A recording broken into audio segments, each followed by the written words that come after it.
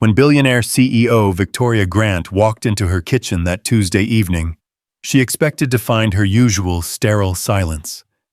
Instead, she discovered her deaf twin daughters erupting in genuine laughter, for the first time in years guided by the gentle hands of Jack Turner, her night janitor. What she witnessed next would shatter everything she believed about Worth family and the power hidden in the most unexpected places. Stay with me until the end of this incredible journey and comment below what city you're watching from so I can see how far this story travels across the world. The marble floors of the Grant mansion gleamed under the soft glow of crystal chandeliers, reflecting a life built on precision power and an unforgiving pursuit of perfection. Victoria Grant had constructed her empire with the same meticulous attention to detail that governed every corner of her 30-room estate, cold, beautiful, and utterly isolated from the messy complexities of human emotion. At 35, Victoria commanded respect in boardrooms across 3 continents. Her pharmaceutical company, Grant Industries, had revolutionized treatments for neurological disorders, earning her a spot on Forbes's Most Powerful Women list 3 years running. Yet for all her professional triumphs, she carried a private failure that gnawed at her soul like acid she couldn't connect with her own daughters. Lily and Sophie Grant were 7 years old, born deaf, due to a rare genetic condition that Victoria's own research had yet to cure. The irony wasn't lost on her. She could develop medications that restored sight to the blind, but she couldn't bridge the silence that separated her from her children. Every expensive specialist, every renowned therapist, every cutting-edge treatment had failed to crack the wall of isolation that seemed to grow higher with each passing day. The twins had been born during Victoria's marriage to David Grant, a gentle artist whose death in a car accident 2 years prior had left Victoria drowning in guilt and the girls retreating further into their silent world. Since then, the mansion had become a tomb of unspoken grief, where communication happened through terse notes and frustrated gestures. On this particular Tuesday evening in October, Victoria arrived home later than usual, her mind still churning from a hostile board meeting where her latest acquisition proposal had been questioned. She'd spent 14 hours in conference rooms, wielding her authority like a surgeon's scalpel, cutting through objections and securing another victory for her empire. The familiar weight of her designer heels clicked against the marble as she entered through the main foyer, already mentally preparing for another evening of distant interactions with her daughters. The house felt different tonight. Instead of the oppressive quiet that usually greeted her, she detected something unusual. The soft sound of movement from the direction of the kitchen, accompanied by what almost sounded like laughter. Victoria paused, her hand still on the crystal doorknob of the front entrance. In the 2 years since David's death, genuine laughter had become extinct in this house. The twins communicated primarily through basic sign language they'd learned from expensive tutors, but their interactions with Victoria remained stilted and formal. Mealtimes were exercises in polite endurance. Bedtime routines were mechanical procedures, and family moments were scheduled obligations that left everyone feeling more isolated than before. Curiosity overrode her usual routine of heading straight to her home office. Victoria set down her Hermès briefcase and followed the unfamiliar sounds toward the kitchen, her heels muffled against the Persian rugs that lined the hallway. As she drew closer, the sounds became clearer, not just laughter, but the animated chatter of children engaged in genuine play. The kitchen doorway opened onto a scene that stopped Victoria in her tracks. Her daughters Lily and Sophie were perched on stools at the marble island, their faces animated with joy she hadn't seen since before their father's death. But it wasn't just their expressions that shocked her. It was the fluid, graceful movements of their hands as they communicated in sign language with someone whose back was turned to Victoria. The man was tall but not imposing, wearing the simple navy uniform of the cleaning staff. His dark hair was slightly graying at the temples, and his hands moved with a fluency and expressiveness that rivaled any professional interpreter Victoria had ever hired. But more than his technical skill, there was something in his posture, in the way he leaned in to catch every gesture from the girl that spoke of genuine engagement rather than professional obligation. The elephant remembers everything. The man was signing, his movements flowing like poetry. Even the smallest kindness, even the deepest hurt. That's why we must be careful with both. Lily's eyes were wide with fascination as she signed back. Do elephants cry when they're sad? They do. He responded, his expression serious but gentle. And do you know what the mother elephants do when their babies cry? Sophie leaned forward eagerly, her small hands asking, what do they do? They wrap them up in the biggest, safest hug with their trunks and they rock them until the tears stop. Just like... He paused, his eyes meeting both girls with warmth that made Victoria's chest tighten unexpectedly. Just like someone who loves you very much would do.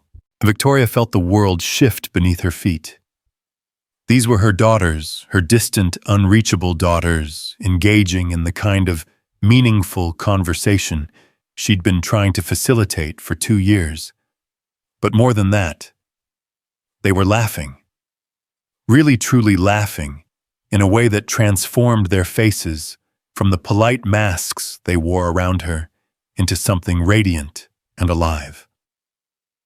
The man continued his story, incorporating elements that clearly delighted the twins. His signing wasn't just functional communication, it was storytelling in its purest form, complete with character voices, expressed through facial expressions and hand movements that brought his tale to life. Victoria found herself leaning against the doorframe, temporarily forgotten, watching her daughters experience something she'd been unable to give them, despite unlimited resources and desperate love. Now, the man signed, the little elephant in our story had a very important choice to make.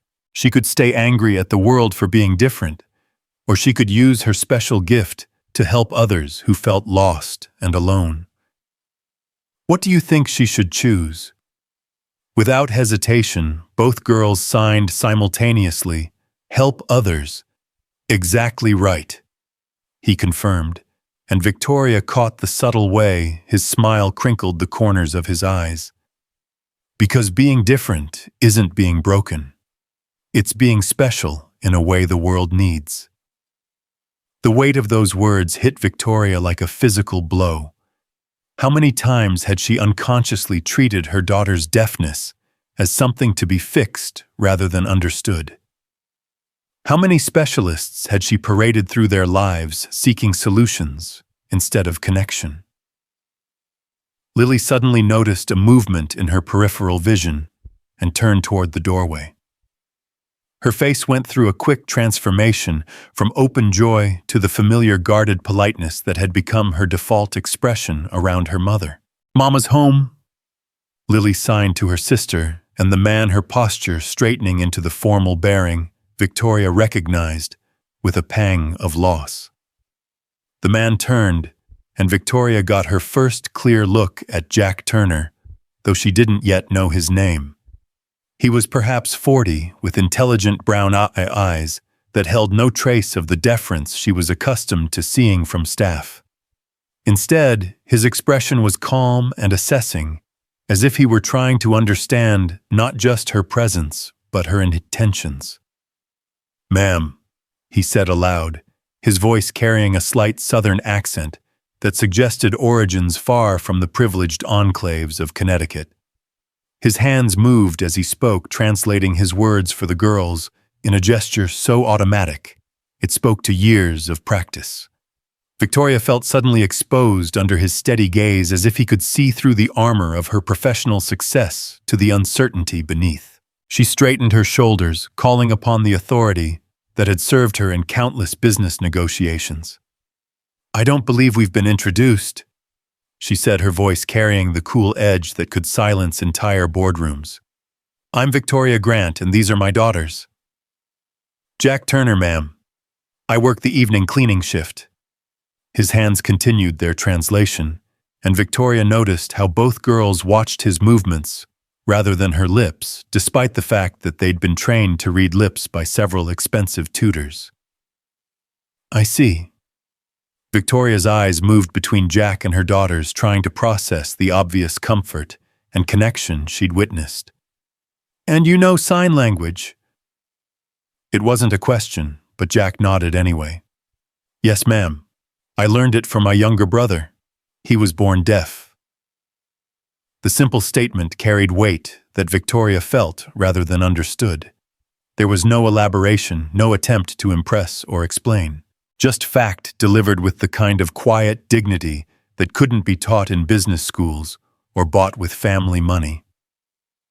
Sophie, emboldened by something Victoria couldn't identify, signed to Jack, "Tell Mama about the elephant story." Victoria watched as Jack's expression softened when he looked at her daughter. That's between you and me, little one. Stories are special, that way they belong to the people who share them. The exclusion stung more than Victoria wanted to admit. She was accustomed to having access to everything in her daughters' lives, even if that access felt more like surveillance than connection. The idea that they had shared something meaningful with this stranger, this employee, while remaining closed off to her, felt like failure in the most fundamental way. Girls, Victoria said, her hands moving in the basic signs she'd learned from textbooks. It's time to get ready for bed.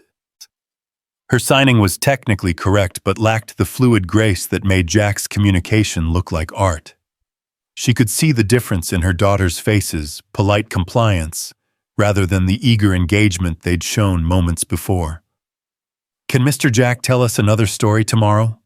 Lily asked, her signs directed to her mother, but her eyes cutting hopefully toward Jack. Victoria felt the familiar sensation of being tested by her own children, though she couldn't identify exactly what the test was or how to pass it. Mr. Jack has work to do, she said. He's not here to entertain you. Actually, Jack interjected gently, his voice carrying no challenge but somehow stopping Victoria's words.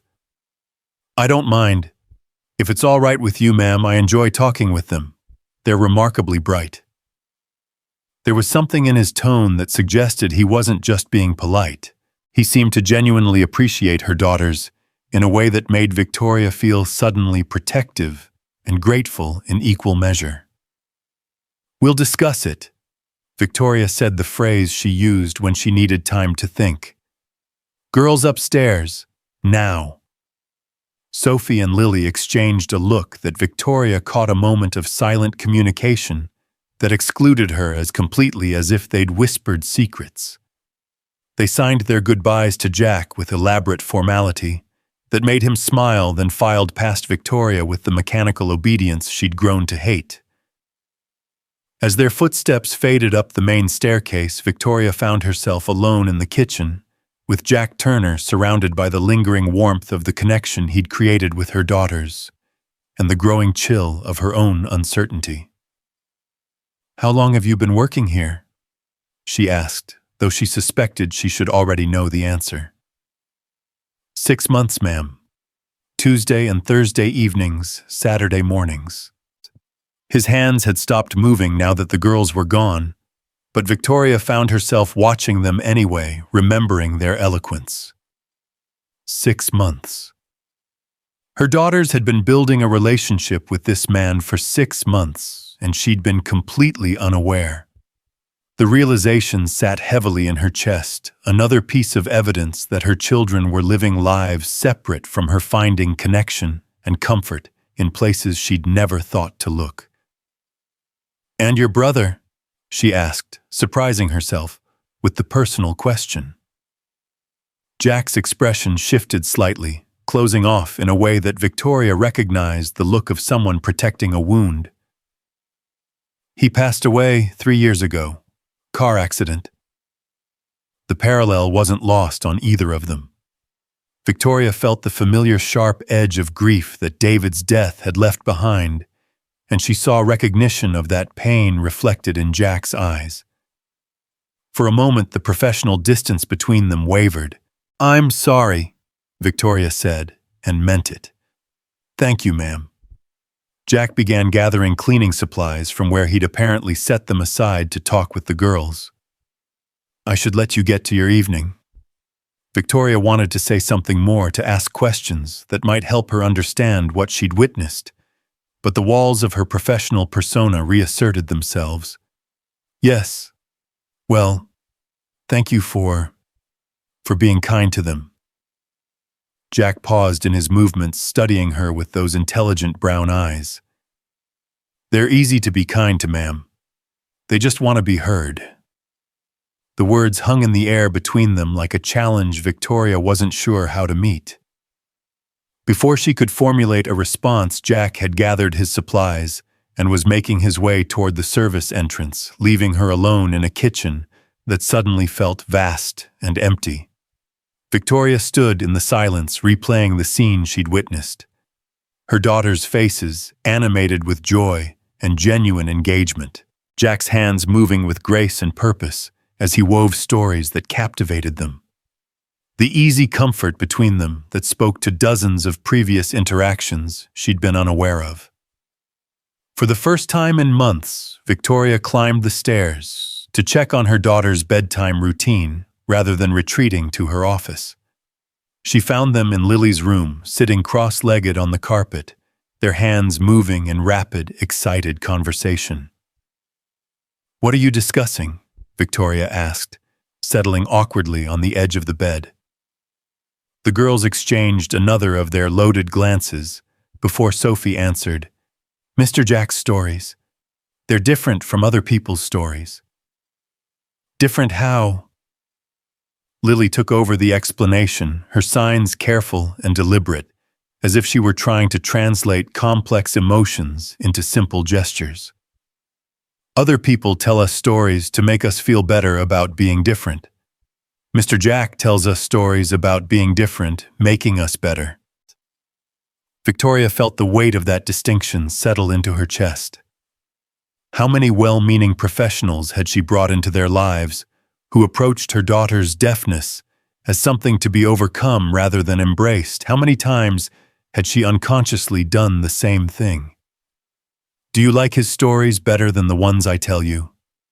Victoria asked, though she wasn't sure she wanted to know the answer. Sophie's response was swift and devastating in its honesty. "You don't tell us stories, Mama. You read to us." The difference was subtle but profound. Victoria realized that her attempts at bedtime stories had been performances, her reading aloud, while the girls followed along in books, watching her lips and occasionally checking their written versions. There had been no improvisation, no personal touch, no moment of shared creation. "Would you like me to tell you a story tonight?" Victoria asked, though she had no idea what story she could offer that would compare to whatever magic Jack had woven in the kitchen. Both girls nodded, but Victoria could see the polite patience in their expressions, the look children wore when they were humoring adults they loved, but didn't quite trust to understand them. Victoria settled more comfortably on the carpet beside them, trying to remember the last time she'd been this physically close to her daughters, outside of brief goodnight hugs. Their faces were expectant, waiting for whatever she might offer. "Once upon a time," Victoria began, her hands moving slowly through the signs she knew, "there was a woman who built a castle." It wasn't a story she'd planned, but somehow the words came anyway. She told them about a woman who constructed walls so high and strong that nothing could hurt her, but who gradually realized that the same walls that kept danger out also kept love from getting in. She spoke about towers that touched the sky, but left their builder isolated among the clouds, and about the day the woman discovered that the most important treasures weren't things that could be protected behind walls, but connections that could only exist when barriers were removed. As Victoria told her improvised tale, she watched her daughters' faces for signs of engagement. They listened politely, asking occasional questions that showed they were following the narrative, but she could feel the difference between their attention and the absorbed fascination they'd shown with Jack's elephant story. When she finished, both girls hugged her with genuine warmth, but Victoria could sense the careful management in their affection. Love filtered through the understanding that their mother was fragile in ways they were learning to navigate. "That was a good story, Mama." Lily signed her expression, kind but distant. Victoria kissed them goodnight and retreated to her own suite, where she found herself standing at the window that overlooked the grounds, thinking about Jack Turner and the easy connection he'd formed with her daughters. She tried to remember the last time she'd seen them laugh, the way they'd laughed in the kitchen, and realized it had been before David's death, before grief had driven all of them into separate corners of their shared sorrow. In her home office, Victoria pulled up the employment files for the cleaning service that managed her household staff. Jack Turner's information was sparse: a local address, emergency contact information, and a clean background check that revealed nothing more interesting than a few traffic tickets and steady employment history. No criminal record, no red flags, no indication talk of the man who could apparently coax laughter from children who had forgotten how to be joyful around their own mother. Victoria found herself studying his photo, a standard employee headshot that captured his features, but none of the warmth she'd witnessed in the kitchen. She realized she wanted to understand not just who he was, but how he'd learned to see her daughters so clearly when she, despite unlimited resources and desperate love, seemed to be looking at them through frosted glass. The next morning brought its usual routine of emails, conference calls, and crisis management, but Victoria found her thoughts drifting back to the scene in the kitchen. During a break between meetings, she called the head of human resources for the cleaning service. "I'm inquiring about one of your employees," Victoria said, falling back on the professional tone that made requests sound like commands. "Jack Turner. I'd like to know more about his background." "Is there a problem, Ms. Grant?" The HR director's voice carried immediate concern. "We've had nothing but positive feedback about Mr. Turner's work." "No problem," Victoria clarified. "I'm considering expanding his responsibilities. I need to understand his qualifications." What followed was a recitation of facts that revealed little about the man she'd met. Jack Turner had worked for the cleaning service for 8 months, with her home being his primary assignment. Previous employers described him as reliable, thorough, and professional. He'd listed a reference from his previous job at a children's rehabilitation center where he'd worked as a maintenance supervisor. "Children's Rehabilitation Center?" Victoria asked. "Yes, ma'am. Riverside Children's Therapy Center. He worked there for 4 years before joining our service. Excellent references from the staff there. Apparently he was very popular with the children." Victoria ended the call with more questions than answers. A man with a background in children's therapy centers working as a janitor in her home, connecting with her deaf daughters in ways that professional therapists had failed to achieve. The pieces didn't form a clear picture, but they suggested depths she hadn't expected. Tuesday evening arrived with Victoria making an unprecedented decision. She left her office early, canceling 2 conference calls and delegating an important negotiation to her second-in-command. She wanted to be home when Jack arrived, though she wasn't entirely sure what she planned to say or do. The twins were in the playroom when Victoria arrived, working on homework with their tutor, Ms. Chen, an efficient woman in her 50s who'd been with the family for 8 months. Victoria observed the interaction through the doorway, noting the formal distance that characterized most of the girls' educational experiences. Ms. Chen was competent and kind, but there was no spark of connection, no moment of shared discovery that made learning feel like play. At 6 o'clock, Victoria heard the service entrance open and close. She found herself listening for footsteps, anticipating the moment when Jack would encounter her daughters, and bring that inexplicable warmth back into the sterile perfection of her home. 20 minutes later, she heard it again, laughter from the direction of the kitchen. This time, Victoria didn't hesitate. She walked directly to the kitchen, where she found a scene similar to the previous evening, but somehow more elaborate. Jack was helping the girls with what appeared to be a science experiment, involving baking soda vinegar and food coloring, creating small volcanic eruptions that delighted them enormously. "We're making mountains that explode," Sophie signed to Victoria as she entered, her face bright with excitement. "Mr. Jack is teaching us about pressure building up until it has to come out."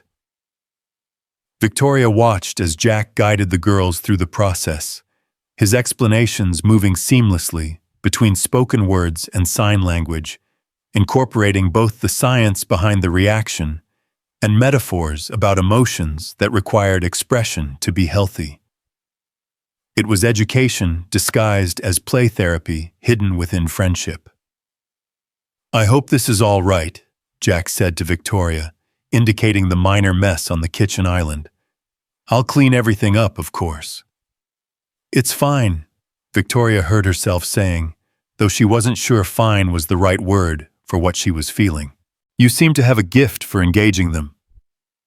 Jack's expression became more serious as he helped the girls set up another eruption. "They're remarkable children, ma'am. They just need someone to meet them where they are, instead of trying to bring them somewhere else."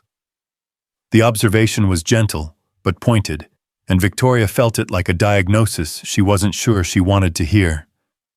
"And where are they exactly?" "In a world that's just as rich and complex as everyone else's," Jack replied, his hands translating, as he spoke so the girls could follow the conversation. "They're not missing anything except people who take the time to learn their language." Lily looked up from her experiment to add, "Mr. Jack says our hands can make words just as beautiful as voices." Victoria felt something twist in her chest, pride in her daughter's confidence, shame at her own limitations, and a growing recognition that Jack Turner represented something her family desperately needed, but she wasn't sure how to ask for. "The cleaning service said you used to work at a children's therapy center," Victoria said, watching Jack's face for his reaction.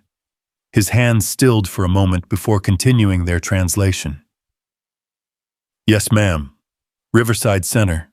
I was maintenance supervisor, but I spent a lot of time with the kids. Many of them were deaf or had communication challenges." "And you learned sign language for your brother?"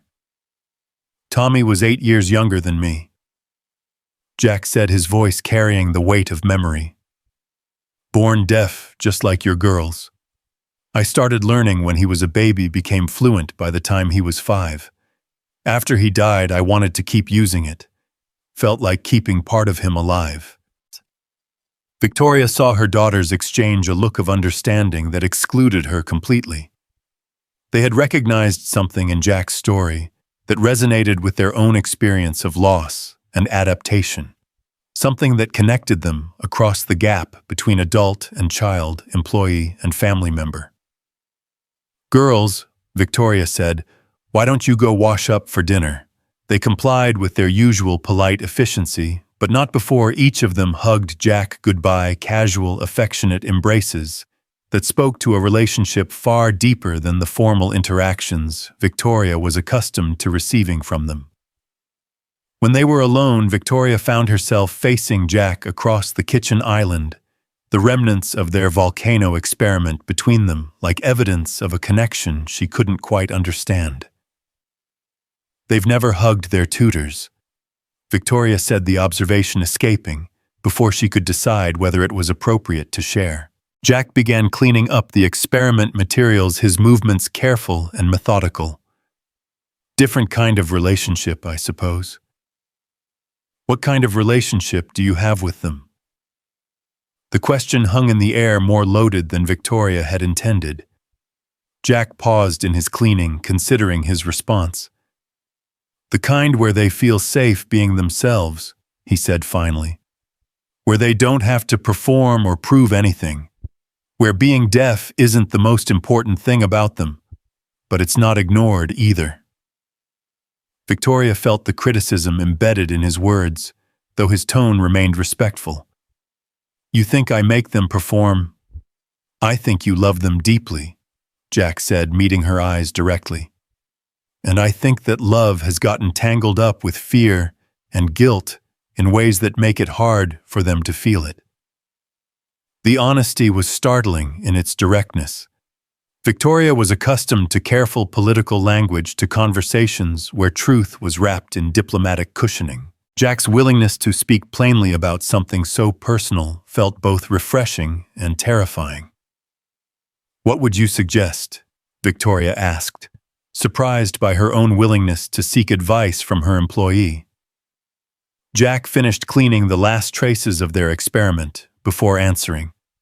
"Start by learning their language instead of expecting them to always use yours." "I do know sign language," Victoria protested. "You know the mechanics of sign language," Jack corrected gently. "But language isn't just about vocabulary and grammar. It's about rhythm and expression and understanding that conversation is more than exchanging information. It's about sharing experience." Victoria felt exposed under his assessment, but also curious. "And how does one learn to share experience?" "By being willing to be vulnerable with them," Jack said. "By letting them teach you things instead of always being the one with answers. By showing them that their way of seeing the world has value instead of always trying to fix what you think is broken." The words hit their target with uncomfortable accuracy. Victoria realized that every interaction she'd had with her daughters since David's death had been colored by her need to solve their challenges rather than simply being present with them. She'd approached their deafness like a business problem, requiring strategic solutions rather than a part of their identity that deserved understanding and celebration. "They seem to trust you," Victoria observed. "Trust is earned by showing up consistently and being honest about who you are," Jack replied.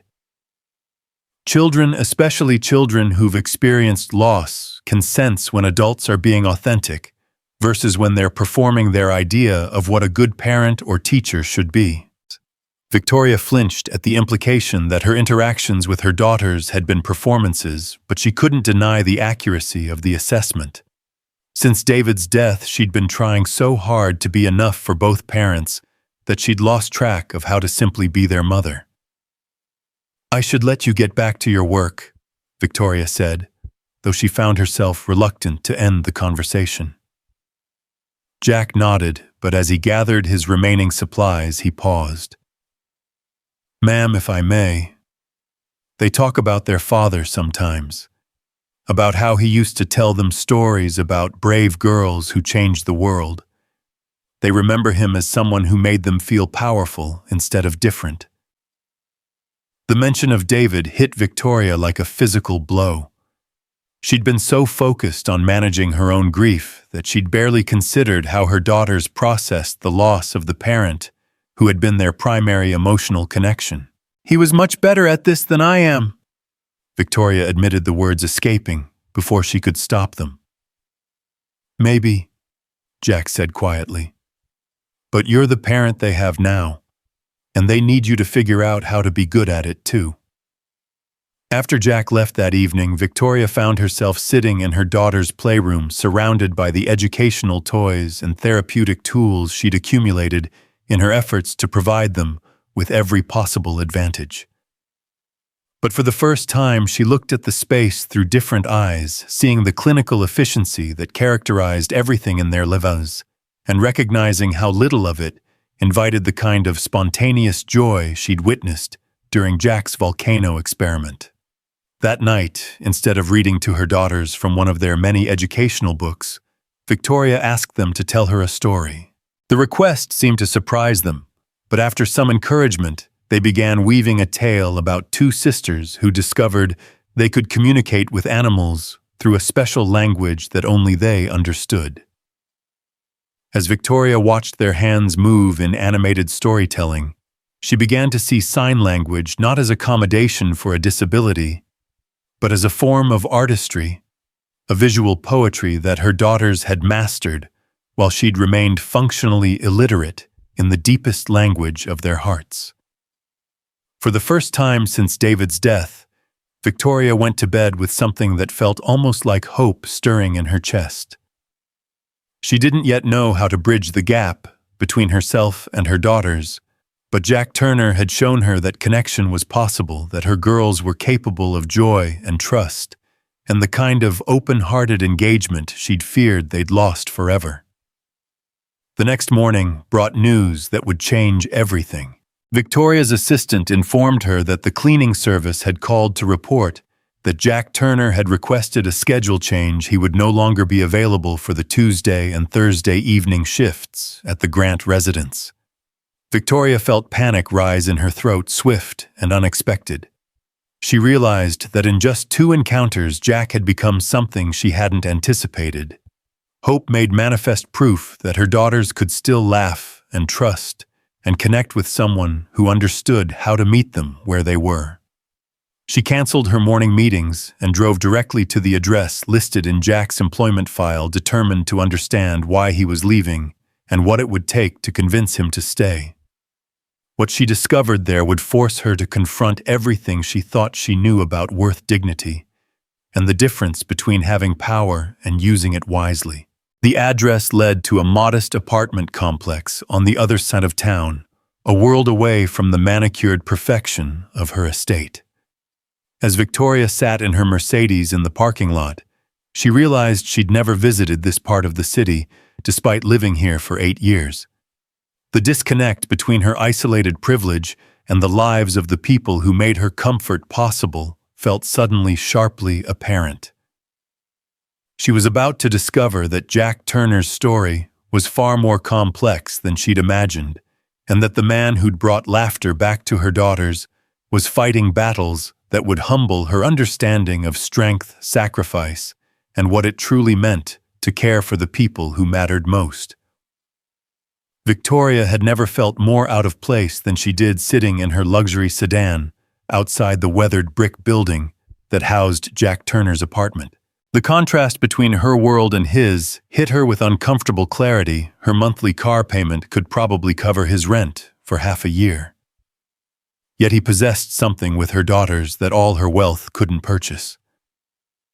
She climbed the 3 flights of stairs, her designer heels clicking against worn linoleum, each step taking her further from the insulated comfort of her usual environment.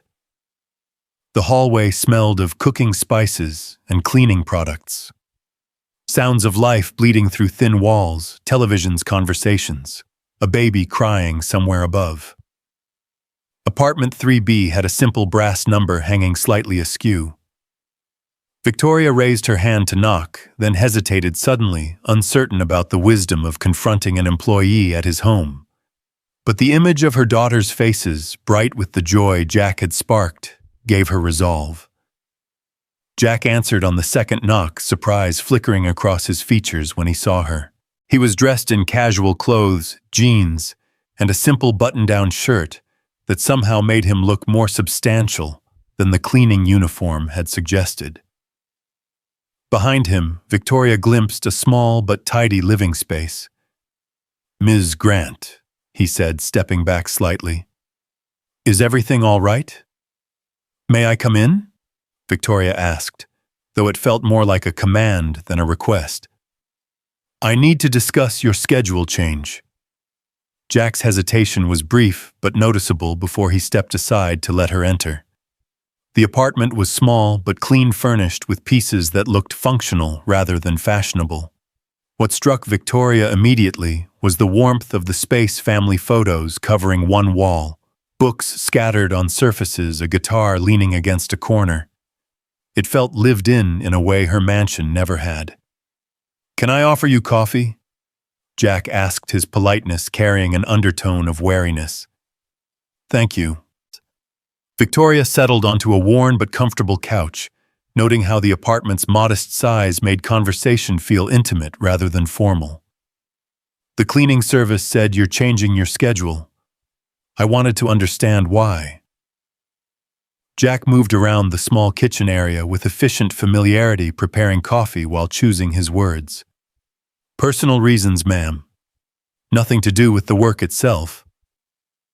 But it has everything to do with my daughters, Victoria pressed. In 2 days, you've connected with them in ways that expensive specialists haven't achieved in 2 years. I need to understand what's happening. Jack poured coffee into 2 mismatched mugs, his movements deliberate. With respect, ma'am, what's happening is that your daughters are remarkable children who've been starving for someone to see them as whole people rather than problems to be solved. The directness of his words hit Victoria like cold water. That's not fair. I love my daughters. I'm sure you do, Owen. Jack handed her a mug, his eyes meeting hers directly. But love and understanding aren't the same thing. And sometimes love can become so focused on fixing what we think is wrong that we miss what's actually right. Victoria wrapped her hands around the warm mug, using the moment to steady herself. Then help me understand. Don't leave. It's not that simple. Jack settled into a chair across from her that maintaining careful distance. There are boundaries that shouldn't be crossed. Expectations that shouldn't be created.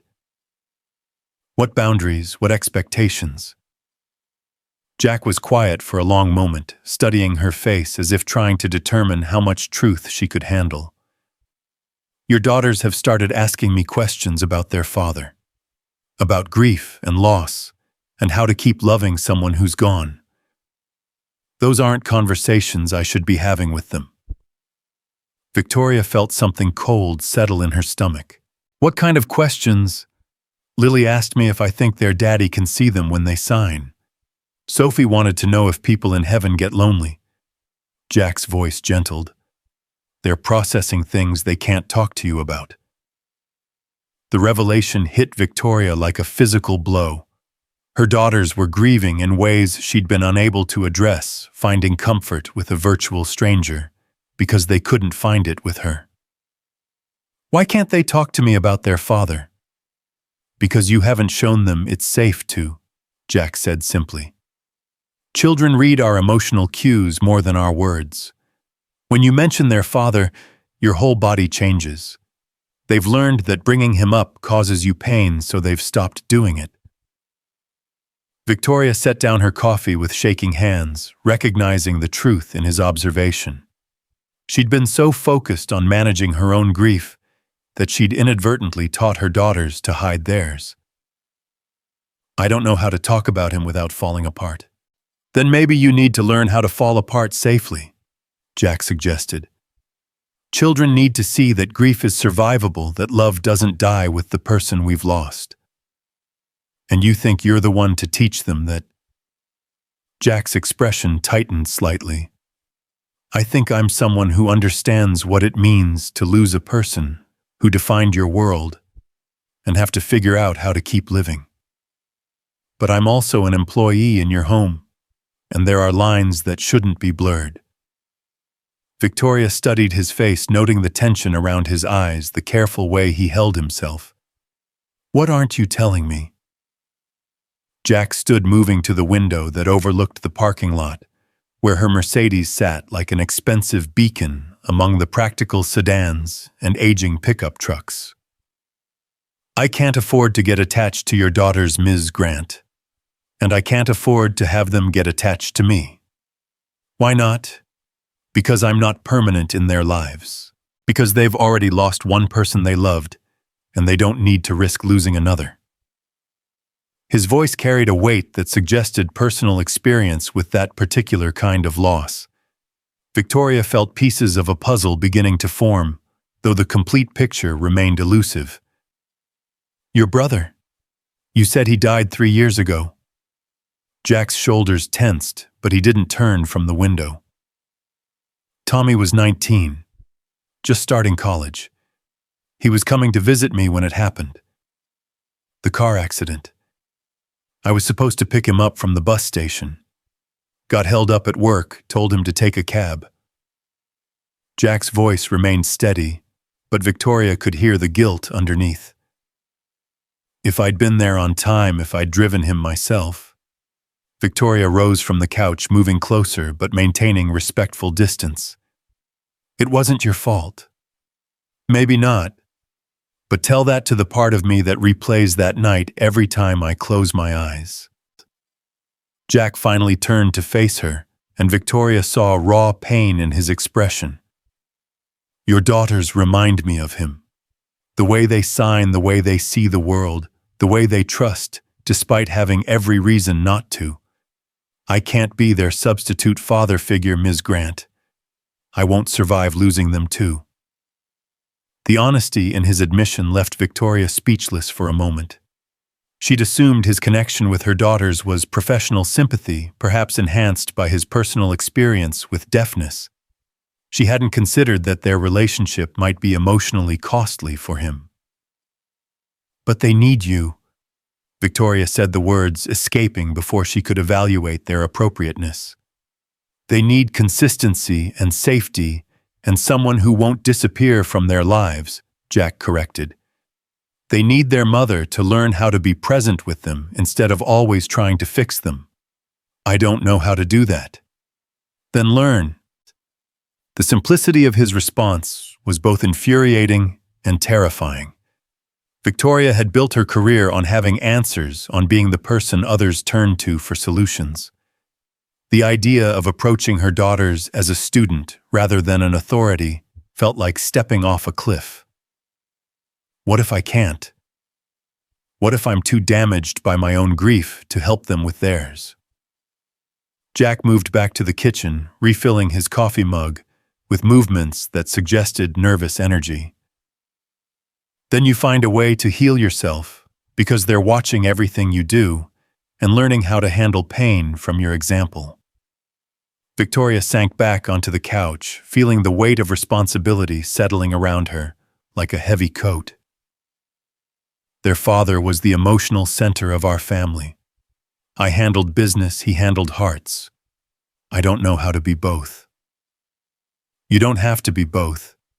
You just have to be present and honest and willing to let them see that you're human too. Jack rejoined her in the living area, his expression softening slightly. They don't need you to be perfect, Ms. Grant. They need you to be real. The way you are with them. I have the luxury of being their friend, not their parent. I get to give them laughter and stories and then go home.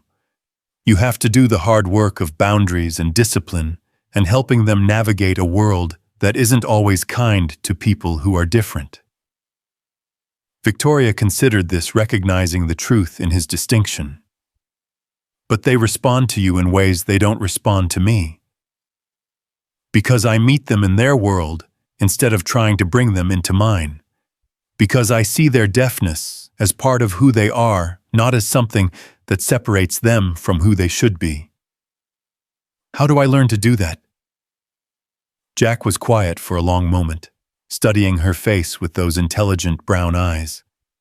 You start by listening to them. Really listening, not just waiting for your turn to give advice or offer solutions. You learn their language fluently, not just well enough to get by. You ask them to teach you about their experience instead of assuming you understand it. And if I do those things, will you consider staying? The question hung between them, loaded with implications neither of them fully acknowledged. Jack's expression grew troubled, as if she'd asked him to consider something that went against his better judgment. This isn't about me, Ms. Grant.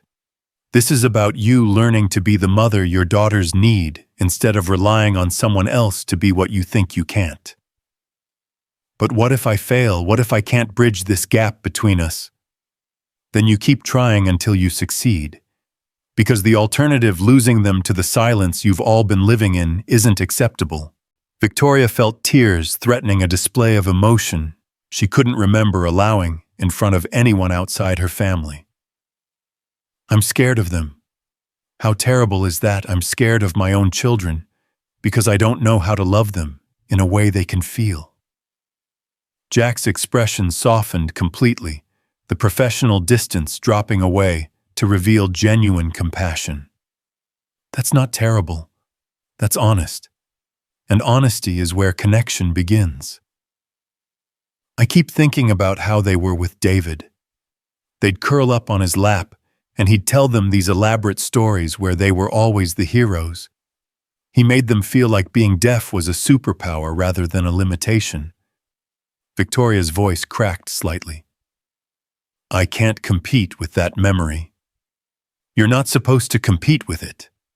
You're supposed to honor it by loving them in your own way, by finding your own methods of making them feel valued and understood. What if my way isn't enough? Jack leaned forward, his expression intense. What if it is? What if your daughters don't need you to be their father? What if they need you to be their mother, strong and present and willing to learn alongside them? Victoria wiped at her eyes with the back of her hand, surprised by the depth of emotion their conversation had unlocked. You make it sound simple. Simple isn't the same as easy. It's going to be hard work, Ms. Grant. You're going to have to examine every assumption you've made about disability and loss and what constitutes a successful family. You're going to have to let your daughters see you struggle and fail and try again. And if I commit to doing that work, if I promise to learn how to be present with them, will you stay long enough to help me transition? Will you give me time to become the mother they need? Jack was quiet for so long that Victoria began to think he wouldn't answer. When he finally spoke, his voice carried reluctance and something that might have been fear. 6 months, he said. I'll stay for 6 months while you learn. But there have to be boundaries, clear expectations about what my role is and isn't. What kind of boundaries? I'm not their therapist or their father figure. I'm a friend who happens to understand their language and their experience. My job is to help them feel heard and valued, not to replace the emotional connection they should have with you. Victoria nodded, though part of her wanted to protest that replacement wasn't what she was asking for. She was asking for a bridge, a translator, who could help her cross the gap between her love and her daughter's ability to receive it. And after 6 months, you won't need me anymore. You'll have learned how to see them clearly and communicate with them authentically. You'll be the mother they've been waiting for you to become. The confidence in his voice was both reassuring and terrifying. Victoria wasn't sure she believed in her capacity for the kind of transformation he was describing, but the alternative, continuing in the sterile distance that had characterized their family since David's death, was unbearable. What changed your mind about staying? Jack's smile was rueful. You did. Most people in your position would have fired me for overstepping boundaries or speaking too directly about personal matters. Instead, you came to my home to ask for help. That takes a kind of courage most parents don't have. Or desperation. Sometimes they're the same thing. Victoria stood feeling simultaneously drained and energized by their conversation. I should let you get back to your evening. But Jack, thank you. For being honest with me, for seeing something in my daughters that I've been missing. They're remarkable children, Ms. Grant. Don't let anyone convince you otherwise, including yourself. As Victoria made her way back down the worn stairs, she felt the weight of commitment settling around her. 6 months to learn a new language, not just of hands and gestures, but of presence and patience and the kind of listening that created space for truth.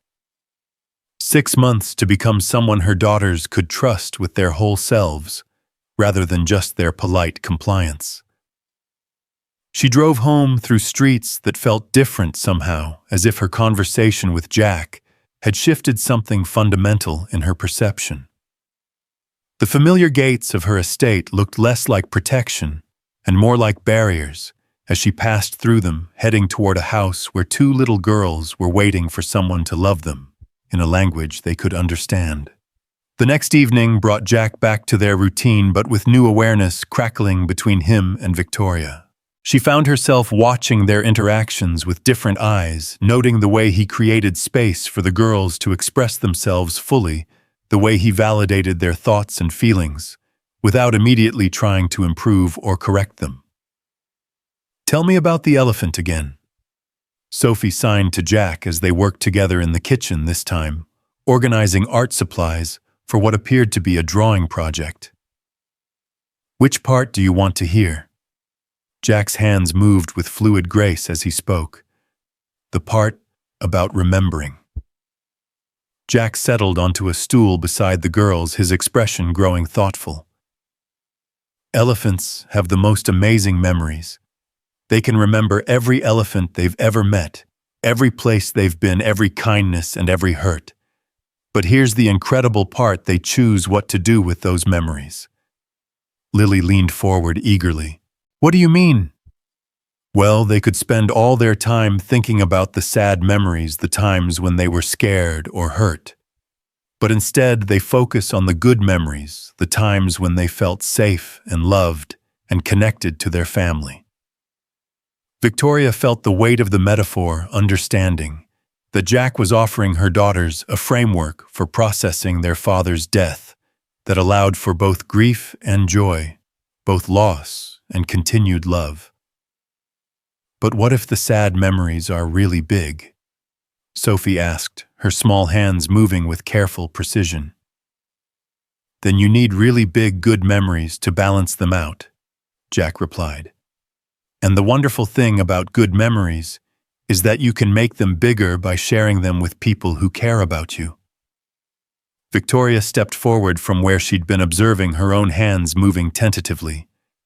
"What kind of good memories?"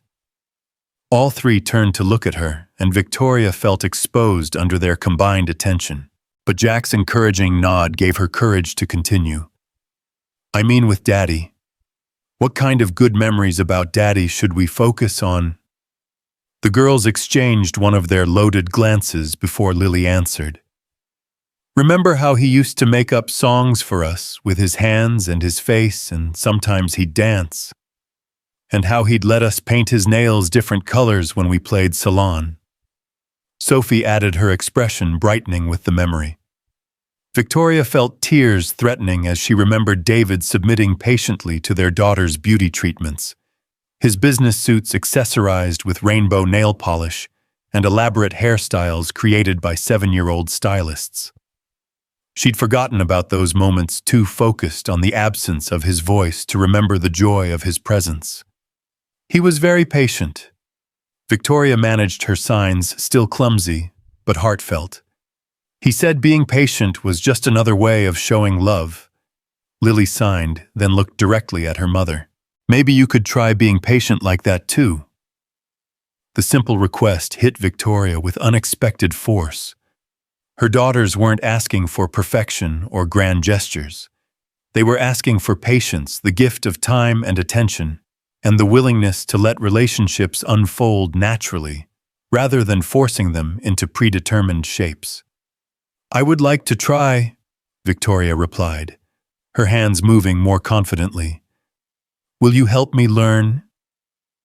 Both girls nodded enthusiastically, and Victoria felt something shift in the space between them, not complete healing, but the first tentative steps toward genuine connection. Jack began distributing art supplies, his expression carefully, neutral, but his eyes holding warmth as he watched the family navigate this new territory. "What should we draw tonight?" "Elephants," Sophie declared immediately. "Elephants with really good memories." As they settled into the creative process, Victoria found herself drawn into the kind of present-moment awareness she'd been missing for months. There was something about working with her hands, about creating something purely for the joy of creation, that quieted the constant mental chatter of business concerns and strategic planning. "Mom," Lily said, using her voice along with her signs in a way that made Victoria's heart skip, "can you draw Daddy as an elephant?" The request was simple but loaded with significance. Victoria looked at the blank paper in front of her, considering how to represent the man who had been the emotional center of their family as a creature known for memory and devotion. "I'm not very good at drawing," Victoria admitted. "That's okay," Jack interjected gently. "Sometimes the most meaningful art isn't about technical skill. It's about putting feelings on paper." Victoria began with simple shapes, a large oval for the body, smaller circles for the head and legs. As she worked, she found herself thinking about David's qualities that might translate to elephant characteristics: his gentle strength, his protective instincts, his unwavering loyalty to family. "He needs kind eyes," Sophie observed, leaning over to study Victoria's emerging drawing. "And a trunk that gives good hugs," Lily added. As Victoria added these details, she felt something unexpected happening. The simple act of representing David in this new form was allowing her to think about him without the crushing weight of loss. Instead of focusing on his absence, she was celebrating his presence in their memories. "What should we do with the drawings when we're finished?" Victoria asked. The girls considered this seriously before Sophie suggested we could make a memory book with all the good elephant memories. "And we could add new ones when we make them," Lily added, "so the book keeps growing." Victoria felt the rightness of this idea settle into her chest. A memory book that honored the past while making space for the future, that acknowledged David's continued presence in their lives while allowing them to create new traditions and connections. As they worked on their drawings, Victoria became aware of the easy communication flowing between Jack and her daughters. He asked questions that drew out their thoughts and feelings, offered suggestions that enhanced rather than directed their creative choices, and created space for both silly playfulness and deeper emotional expression. "Jack," Victoria said during a quiet moment, while the girls were absorbed in adding details to their elephants, "what made you decide to work with children originally?" Jack paused in his own drawing, a remarkably detailed elephant family gathered around a watering hole. "Tommy, mostly. After he was born, I started noticing how many barriers the world puts up for kids who are different. I wanted to be someone who helped remove those barriers instead of adding to them. And the rehabilitation center. Best job I ever had," Jack said simply. "Every day I got to watch children discover their own strength and resilience.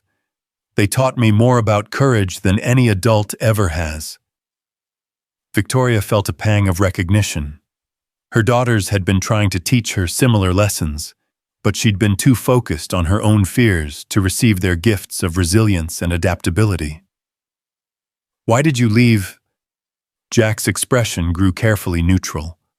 "Budget cuts. The center had to eliminate several positions, including mine." Victoria suspected there was more to the story, but she respected his privacy. What mattered was that his loss had become her daughter's gain, even if the arrangement was temporary.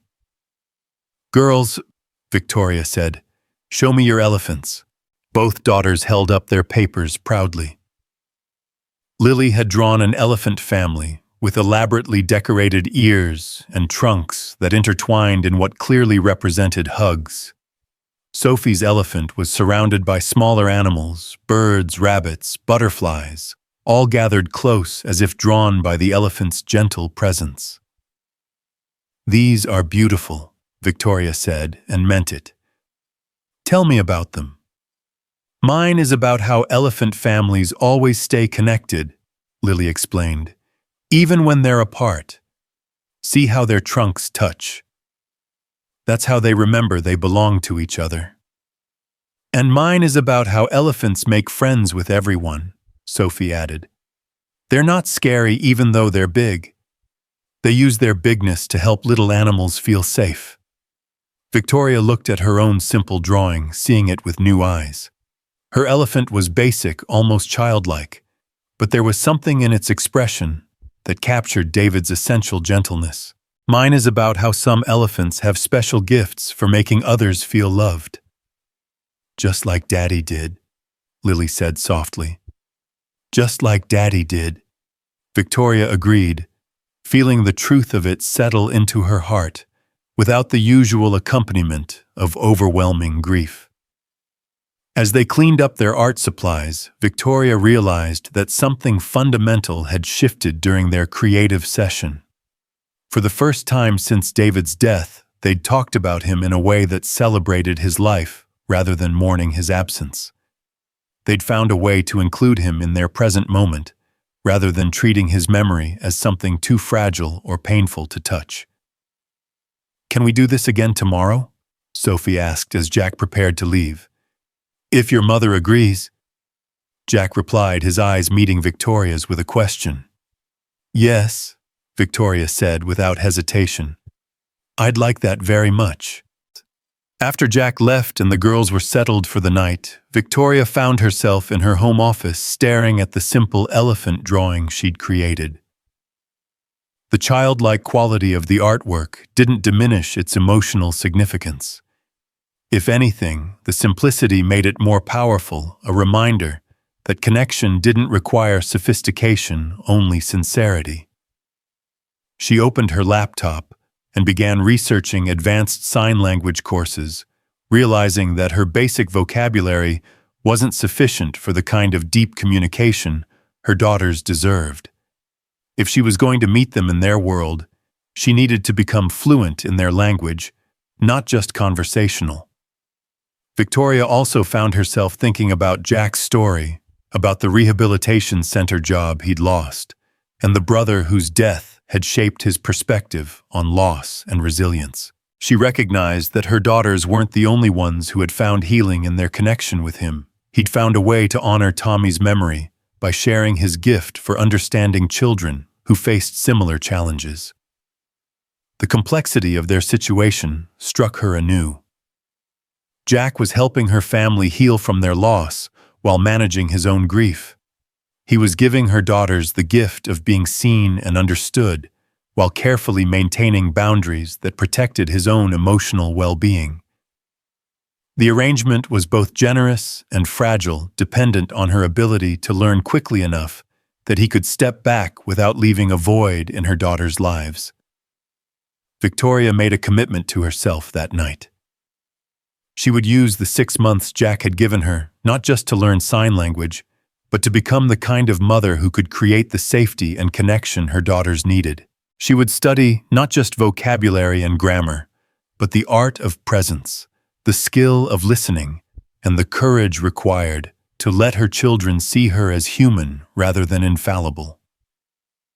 The elephant drawing went into a frame on her desk, a reminder that memories didn't have to be perfect to be precious, and that sometimes the most meaningful gifts came in the simplest packages.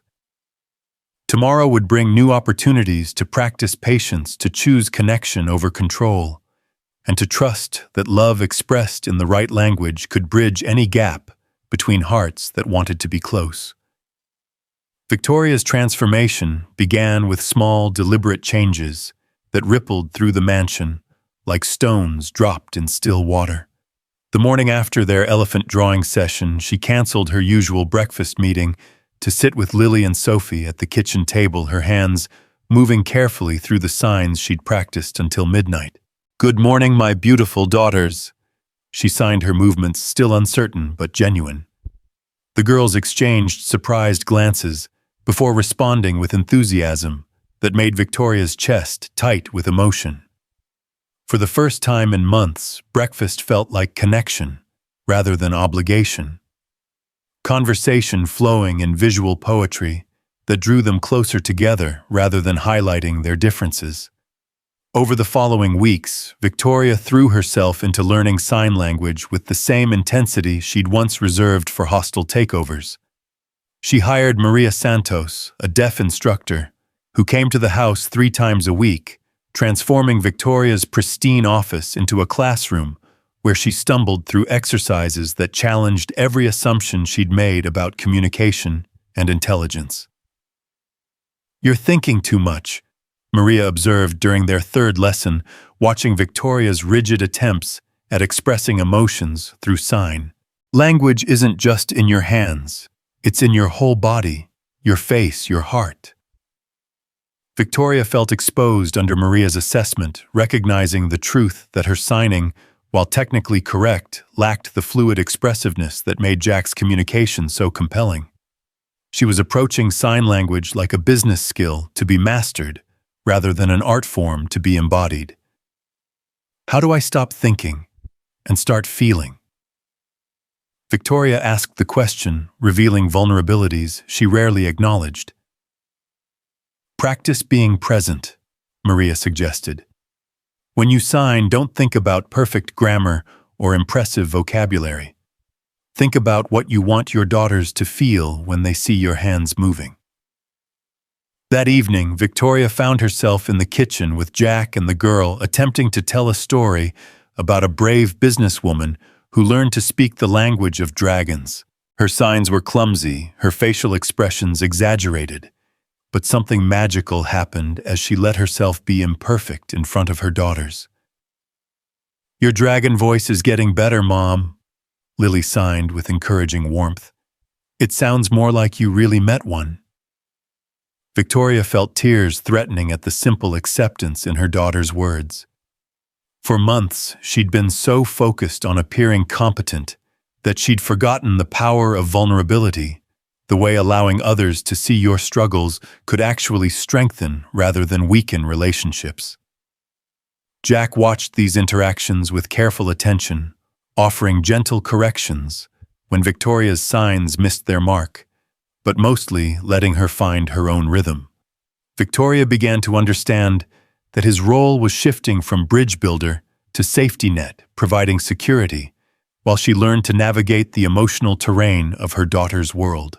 "Tell me honestly," Victoria said to Jack one evening after the girls had gone to bed. "Am I improving?" They were sitting in the garden room, a glassed conservatory that Victoria had rarely used, but that Jack had suggested as a more relaxed space for their conversations. The informal setting had become their sanctuary for discussions that couldn't happen in front of the children. "You're trying harder than anyone I've ever worked with," Jack replied carefully. "But there's still something holding you back." "What do you mean?" Jack was quiet for a moment, considering his words. "You're learning the language, but you're not yet trusting the language. You sign what you think you should say, instead of what you actually feel." Victoria felt the accuracy of his observation hit her like a diagnosis she didn't want to accept. "I don't know how to be unguarded with them. Every time I start to let my real feelings show, I remember how much they've already lost, how much they need me to be strong."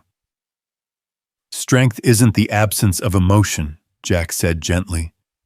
"It's the willingness to feel deeply and keep functioning anyway. Your daughters don't need you to be invulnerable, they need you to be authentic. What if my authentic self isn't good enough for them? What if it's exactly what they've been waiting for?" The conversation haunted Victoria for days, echoing in her mind as she practiced signing in her office mirror, trying to find the balance between competence and honesty that would allow her daughters to see her clearly. She began to understand that learning their language was only part of the challenge. She also had to learn to trust them with her imperfections. The breakthrough came 3 weeks later, during what should have been an ordinary bedtime routine. Victoria was tucking the girls into Lily's room when Sophie asked a question that stopped her cold. "Mom, do you miss Daddy so much that it hurts to think about him?" Victoria felt her carefully constructed composure crack at the simple, devastating accuracy of her daughter's question. Her hands froze mid-sign, and for a moment she considered deflecting with the kind of reassuring platitude she'd been offering for months. Instead, she found herself sinking onto the carpet beside their beds, her hands moving with trembling honesty. "Yes, she signed, her face crumpling with the admission. "I miss him so much that sometimes I can barely breathe. I miss his voice and his laugh and the way he made pancakes on Sunday mornings. I miss how safe he made all of us feel." Both girls climbed out of their beds to wrap their arms around her, their small bodies offering comfort with the instinctive generosity of children who understood pain intimately. "We miss him too," Lily signed against Victoria's shoulder. "But we were scared to tell you because you always look so sad when we talk about him." "I'm not sad because you mention him." Victoria managed her hands shaking as she tried to maintain the conversation. "I'm sad because he's gone. But that doesn't mean we shouldn't talk about him. It means we should talk about him more." Sophie pulled back to look directly at her mother's face. "Jack says that love doesn't disappear when people die. It just changes shape." Victoria felt something fundamental shift in her chest, a loosening of the grip that grief had maintained on her ability to remember David, with joy rather than only loss. "Jack is very wise. Can we tell you our favorite daddy memories?" Lily asked, her expression hopeful but cautious. "Please," Victoria whispered, settling more comfortably on the floor, as her daughters began sharing stories that painted David not as a saint, whose perfection she could never match, but as a beloved father, whose legacy lived in their capacity for love and resilience. They talked until nearly midnight, voices and hands weaving memories that honored David's presence, while making space for their continued relationship as a family of three. Victoria found herself laughing through tears as the girls recounted his elaborate bedtime stories, his terrible singing voice, his habit of hiding surprise notes in their lunchboxes. "He used to tell us that families are like gardens." Sophie shared her small hands, moving with unusual gravity. "Even when some flowers die, the garden keeps growing, if you take care of the soil." Victoria felt the metaphor settle into her heart like a seed finding fertile ground. "What do you think he meant by taking care of the soil?" "Loving each other," Lily answered immediately.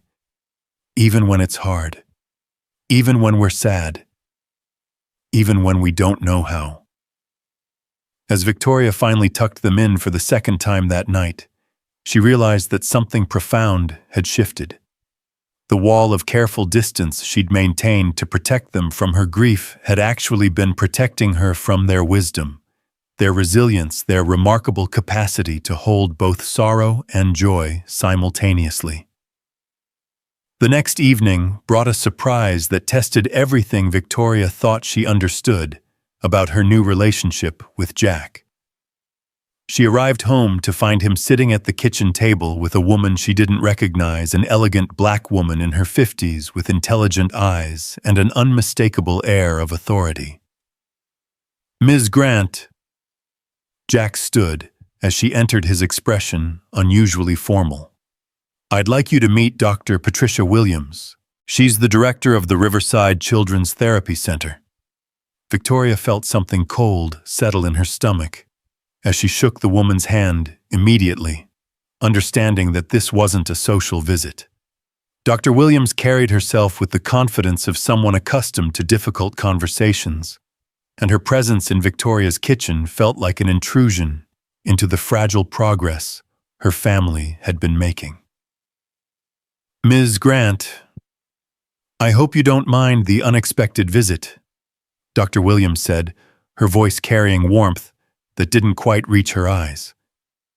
"I wanted to discuss Jack's situation with you personally." "What situation?" Victoria asked, though she suspected she didn't want to know the answer. Dr. Williams glanced at Jack, who nodded almost imperceptibly. "The funding issues that led to Jack's position being eliminated at our center have been resolved. We've received a significant grant that allows us to not only restore his job, but to expand our deaf and hard of hearing program considerably." Victoria felt the floor shift beneath her feet. "I see."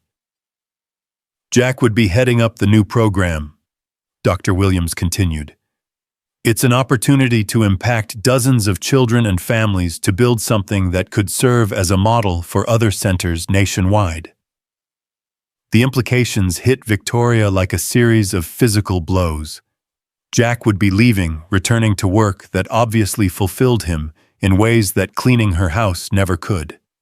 Her daughters would lose the person who had finally helped them feel understood and valued. And she would be left to maintain the progress they'd made without the safety net of his presence and expertise. That's wonderful news. Victoria managed her voice sounding hollow even to her own ears. When would this position begin?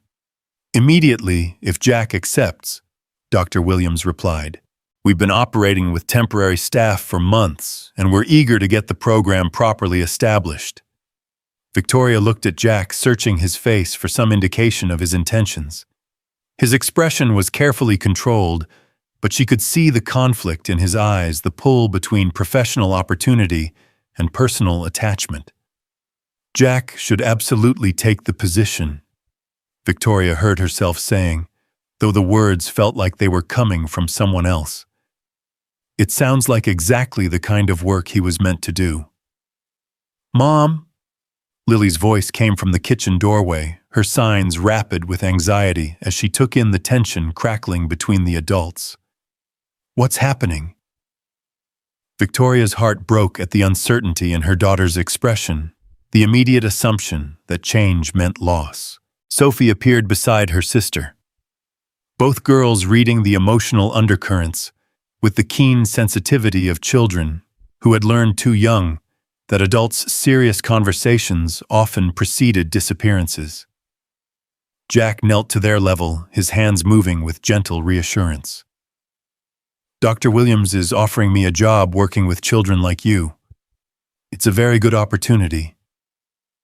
But what about us? Sophie asked, her small hands trembling slightly. What about our stories and our volcano experiments? Victoria watched Jack's face as he absorbed the impact of their questions, seeing him wrestle with competing loyalties and responsibilities. Dr. Williams observed the interaction with professional interest, clearly noting the depth of connection between Jack and the children. You have your mom now, Jack said carefully. She's learning your language and your world. You don't need me the way you used to. But we want you, Lily said simply, the statement cutting through all adult rationalizations about what was practical or appropriate. Dr. Williams stepped forward, her expression softening as she looked at the girls. Jack has told me wonderful things about both of you. You must be very special for him to speak of you with such affection.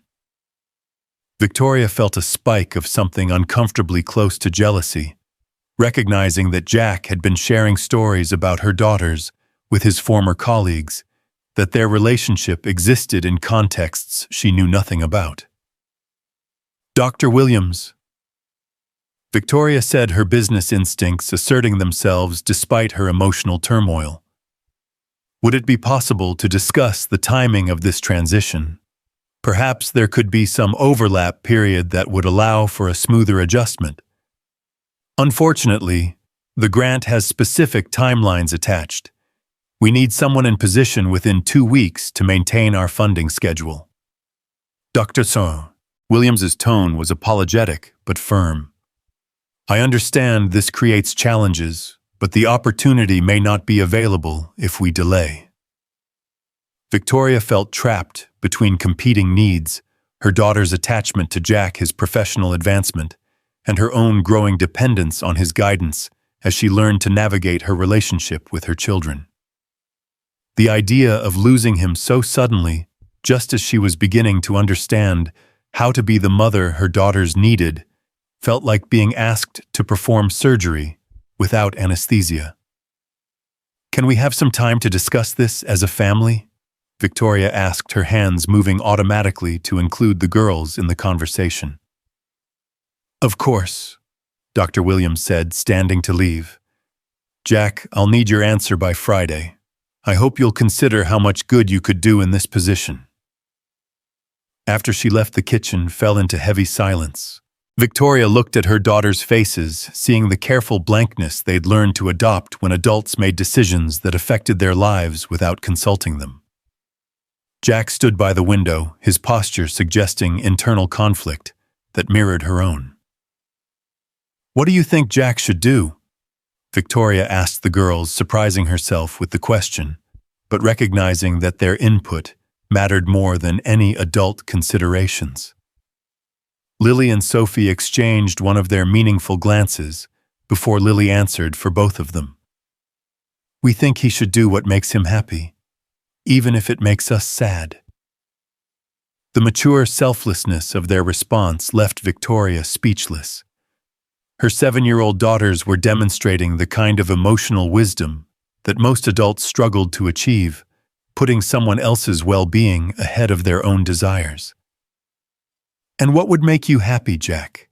Victoria asked, though she dreaded his answer. Jack turned from the window, his expression raw with conflicted emotions. "Honestly, working with dozens of children who need what I can offer, building a program that could help families across the region, that would make me professionally fulfilled in ways I've been missing." "But," Sophie prompted, reading the hesitation in his voice, "but leaving you three would break my heart." Jack admitted his honesty, stunning in its directness. "You've become more than clients or friends. You've become family." Victoria felt tears threatening at his admission, recognizing that their connection had deepened beyond anything she'd expected or prepared for. Jack had become woven into the fabric of their healing, and his departure would leave a hole that couldn't be filled by good intentions or professional expertise. "Then don't leave," Lily said, with the simple logic of childhood. "Work at both places." And Victoria felt something click in her mind, an idea forming that was both audacious and potentially perfect. What if that were actually possible? Jack looked at her with confusion. "What do you mean?" Victoria's business mind began spinning possibilities, seeing angles and opportunities that others might miss. What if the Riverside Center could establish a satellite program? What if we could create a space here on the estate that served families in this area while being connected to the main center? "Mom," Sophie said, her signs rapid with excitement. "You mean like having a school here?" "Not a school exactly," Victoria said, her thoughts crystallizing as she spoke. "More like a family support center. A place where parents could learn sign language, where children could work with specialists, where families dealing with deafness could find community and resources." Jack stared at her, his expression cycling through surprise, hope, and uncertainty. "That would require significant funding, space licensing."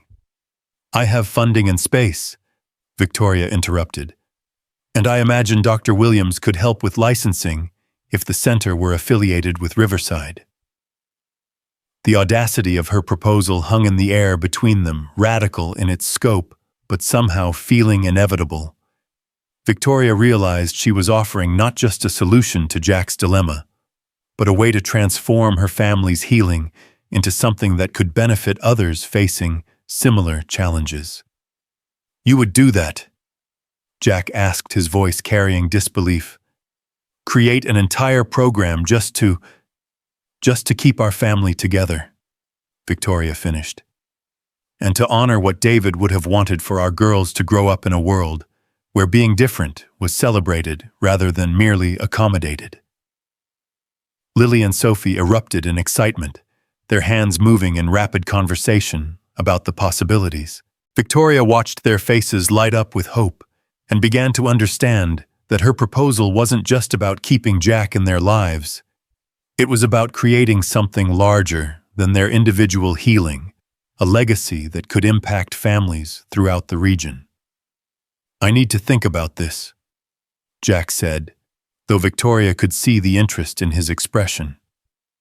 "There would be ethical considerations, boundary issues. There would be solutions," Victoria corrected, "if we want to find them badly enough." That night, after the girls had gone to bed, with promises that they would discuss the satellite center idea more the next day, Victoria found herself alone with Jack in the garden room. The space that had become their sanctuary for difficult conversations now held the weight of a decision that could reshape all of their lives. "Are you serious about this?" Jack asked, settling into the chair across from her.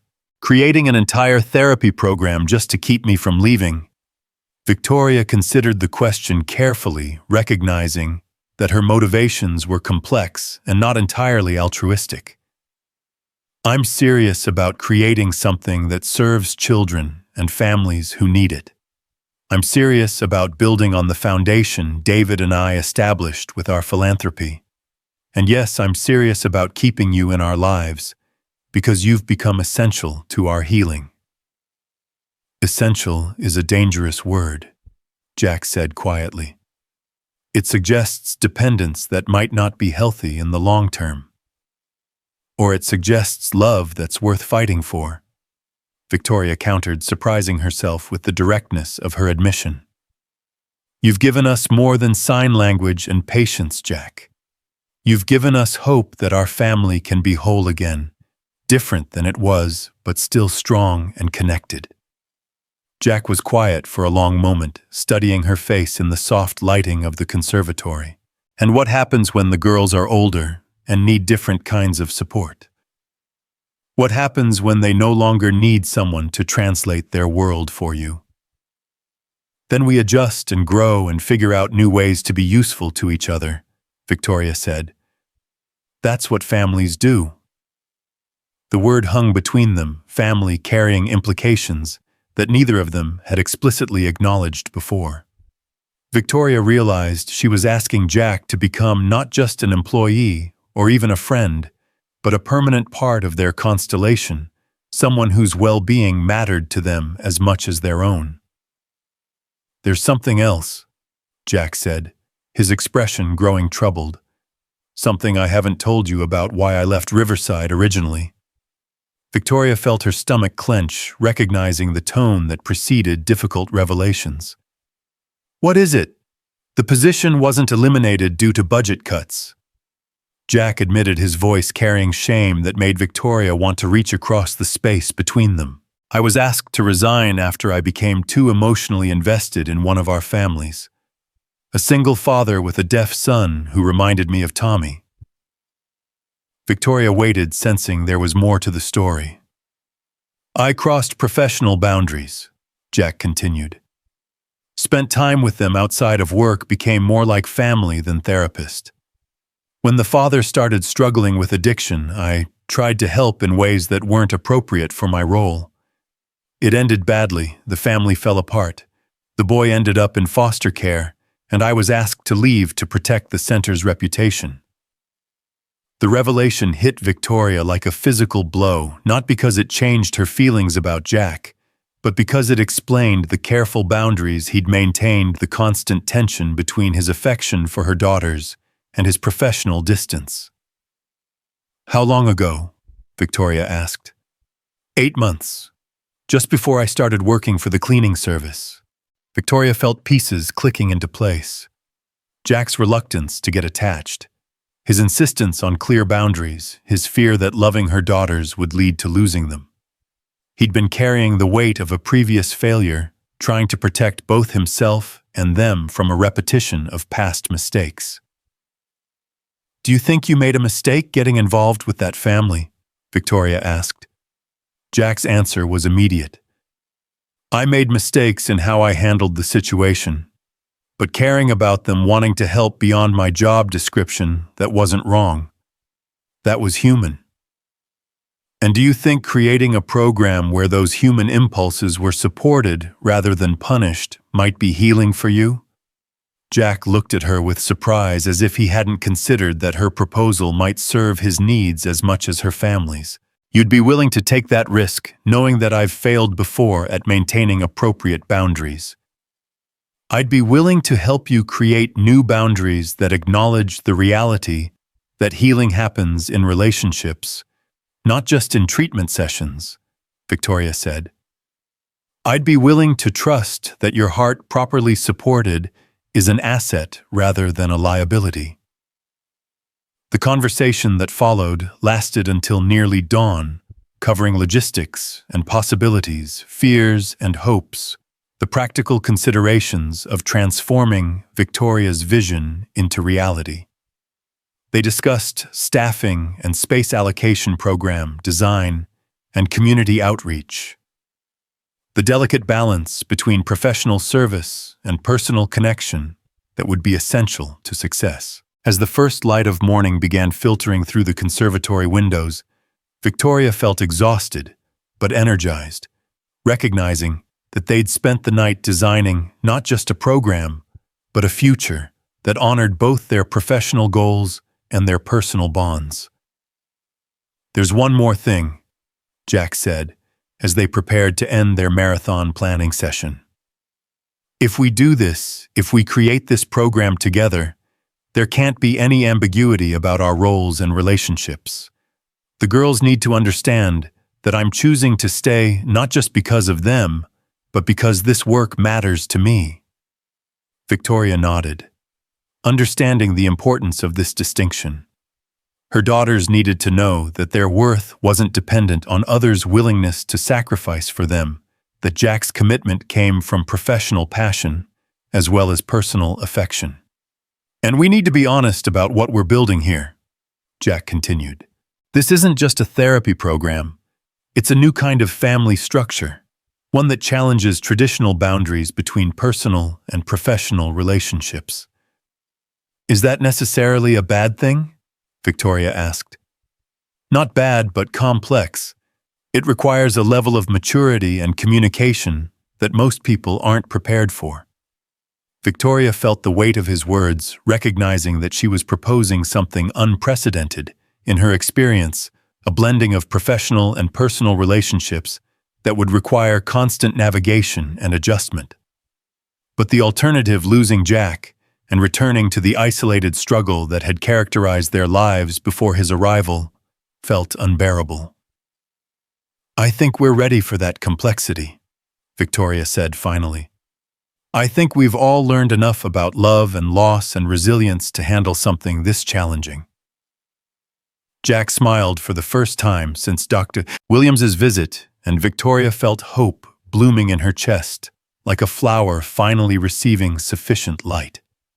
They had a plan now, ambitious and uncertain, but grounded in love and commitment to something larger than their individual needs.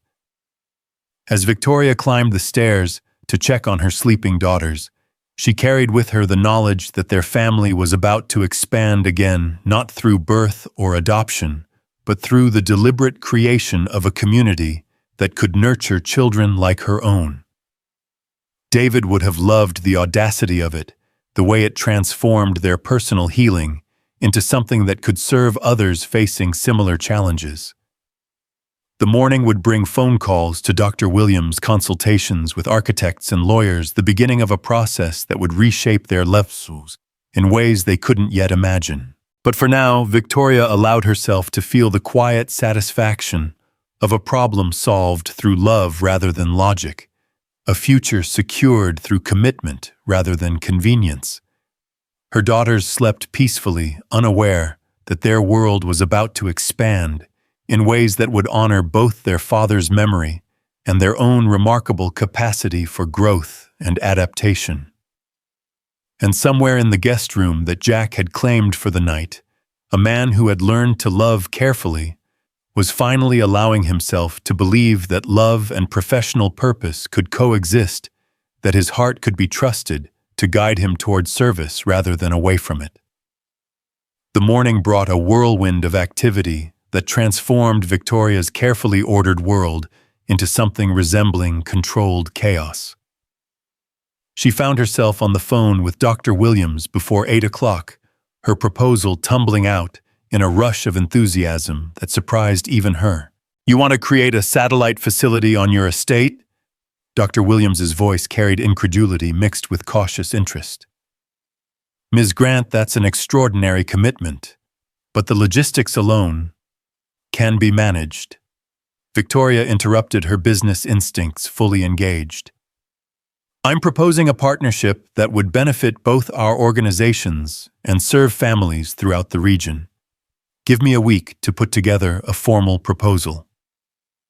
After ending the call, Victoria found herself staring at the elephant drawing still framed on her desk. David's gentle expression somehow conveying approval for the ambitious path she was considering. The idea of transforming their personal healing into something that could serve others felt like the kind of legacy he would have championed. "Mom!" Lily appeared in the doorway, her pajamas wrinkled and her hair tousled from sleep. "Are you really going to build a school for deaf kids?" Victoria knelt to her daughter's level, her hands moving with increasing confidence. "Not exactly a school, more like a place where families can learn and grow together, where being deaf is celebrated as a gift rather than treated as a problem to solve."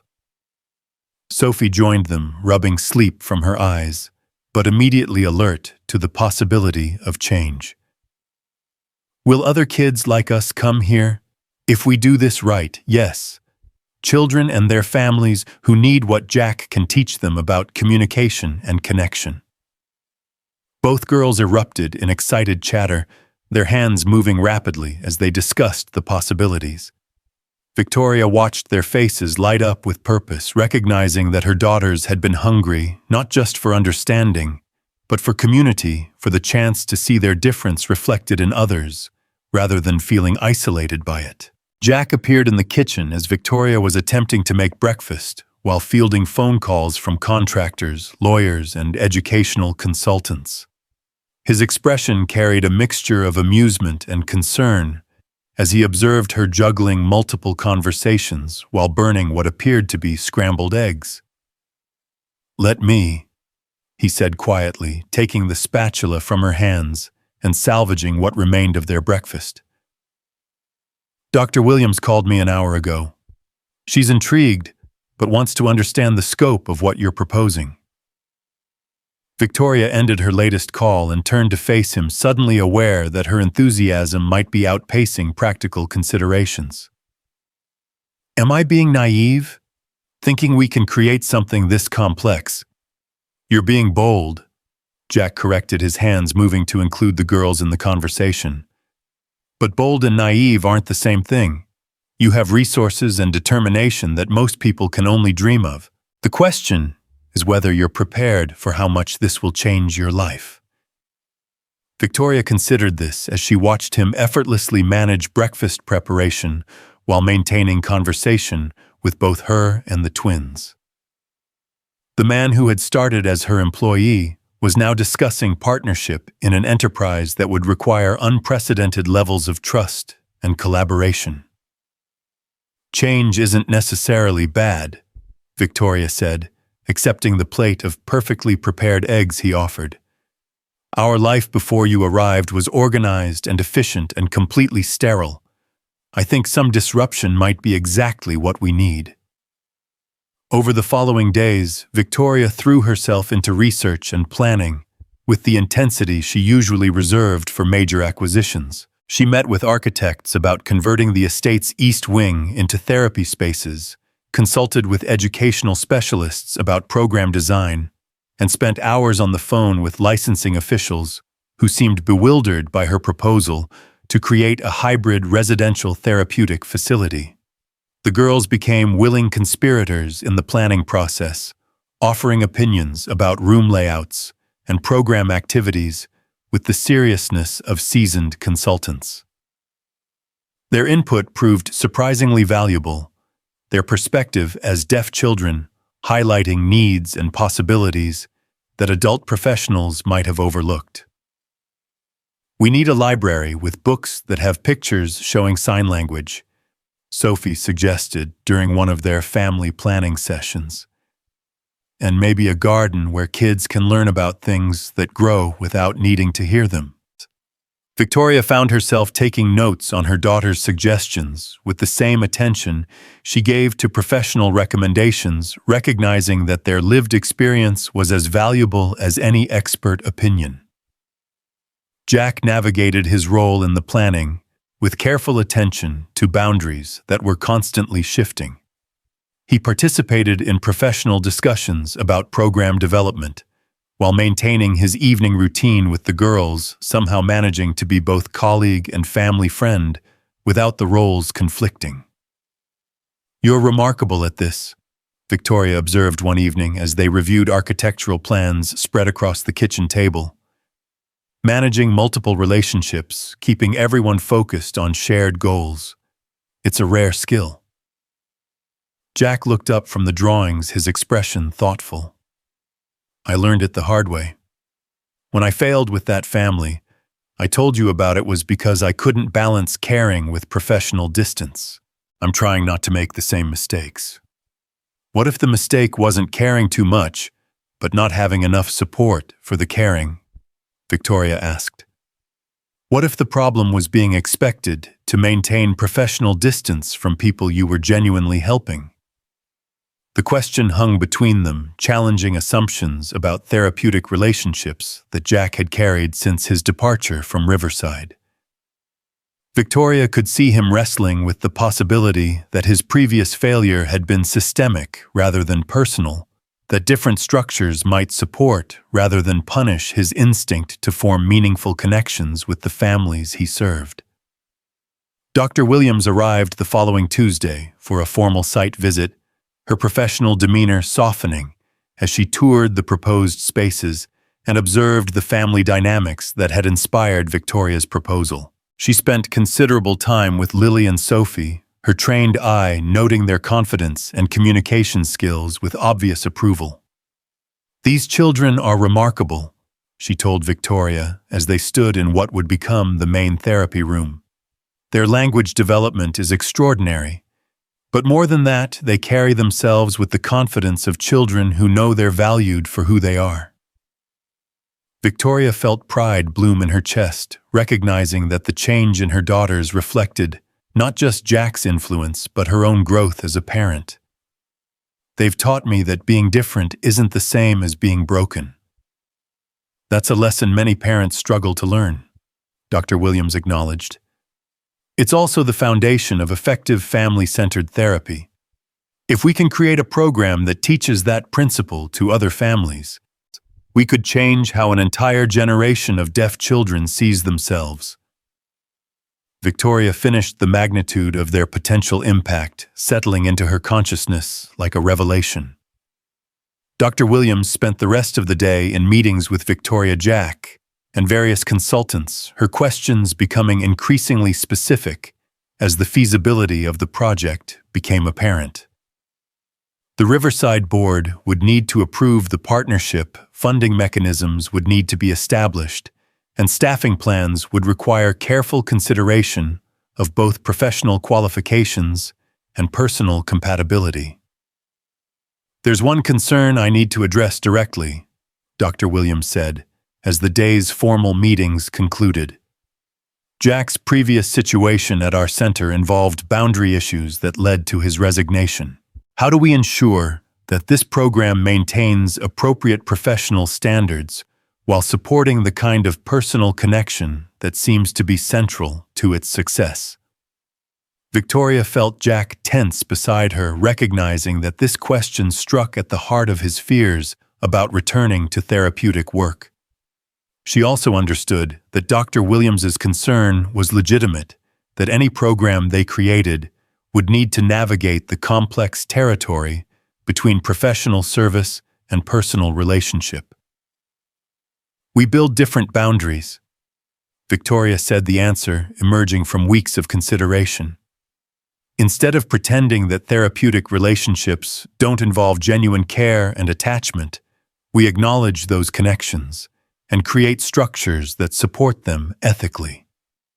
What would that look like practically? Dr. Williams asked. Jack spoke for the first time since the question had been raised. Team approaches that prevent any single therapist from carrying the entire emotional load of a family's healing. Regular supervision that addresses relationship dynamics rather than just clinical techniques. Clear communication with families about the nature and limits of therapeutic relationships.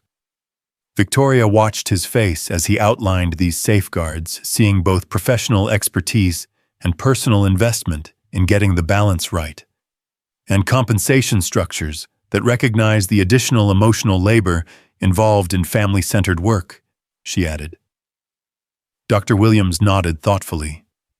You're describing a significant departure from traditional therapeutic models. It would require extensive staff training and ongoing support systems. It would also potentially produce better outcomes for families, Victoria said. Children heal in the context of relationships. If we can make those relationships safer for everyone involved, we create conditions for deeper healing. That evening, after Dr. Williams had left with promises to present their proposal to the Riverside Board within 2 weeks, Victoria found herself alone with Jack in the garden room that had become their sanctuary for difficult conversations. The space held the weight of months of honest communication, of trust, built through shared vulnerability and common purpose.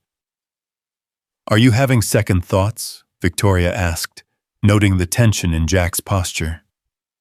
"I'm having all the thoughts," Jack admitted with a rueful smile.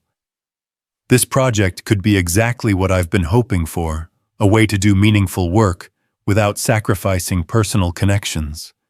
But it could also be a spectacular failure that damages not just my career, but your family's stability."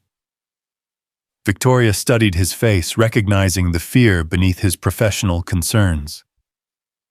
"What scares you most about it?" Jack was quiet for a long moment, choosing his words carefully. "That I'll care too much again and lose perspective. That your trust in me is based on who you think I am rather than who I actually am. That I'll fail your daughters the way I failed Tommy." The mention of his brother surprised Victoria, who hadn't heard Jack reference his personal loss directly in weeks. "How did you fail Tommy?" "I was supposed to protect him," Jack said simply. "Growing up, I was the one who taught him to navigate a world that wasn't designed for deaf children. I helped him develop confidence and communication skills, advocated for him in school, made sure he never felt less capable than hearing kids." Victoria waited, sensing there was more to the story. "When he started college, I thought my job was done. He was independent, successful, confident. I stepped back, gave him space to build his own life." Jack's voice carried the weight of regret. "I didn't realize how much he was struggling with depression, how isolated he felt in a hearing-dominant environment where all his coping strategies felt inadequate." The pieces of Jack's story began forming a more complete picture for Victoria. "You blame yourself for not seeing his depression." "I blame myself for not staying connected enough to help him through it. He called me the night before the accident, wanting to talk about feeling overwhelmed and lost. I was tired, distracted, dealing with my own problems. I told him we'd talk on the weekend when I picked him up from the bus station." Victoria felt the devastating weight of Jack's guilt, understanding now why her daughter's vulnerability triggered such intense protective instincts in him. "That doesn't make the accident your fault." "Maybe not, but it makes his isolation partly my responsibility. I taught him to be independent, but I didn't teach him how to ask for help when independence wasn't enough." "And now you're afraid of making the same mistake with Lily and Sophie." Jack nodded, his expression raw with honesty. "I'm afraid of caring so much that I can't see clearly when they need something I can't provide. I'm afraid of becoming so invested in their success that I miss signs of their struggle." Victoria felt something crystallize in her understanding of Jack's relationship with her daughters, recognizing that his care for them was filtered through the lens of his loss, his determination to do better by them than he felt he'd done by Tommy. "What if the solution isn't caring less, but caring with more support?" Victoria suggested. "What if this program we're creating could provide the kind of community and backup that you didn't have when Tommy was struggling?" "You mean surrounding families with multiple points of connection, so no single person carries the entire responsibility for someone's well-being?" "Exactly. Your brother needed help you couldn't provide, but that doesn't mean he needed less connection with you. It means he needed more connections with others who could offer different kinds of support." Jack considered this, his expression shifting as he contemplated the possibility that his approach to relationships could be expanded rather than constrained. A web of support rather than isolated partnerships. With clear communication about roles and expectations, regular check-ins about relationship dynamics, and systems that catch problems before they become crises. Victoria elaborated. It's what we should have had as a family. When David died, more people invested in our well-being, more resources for healing, more connections to prevent the isolation that made everything harder.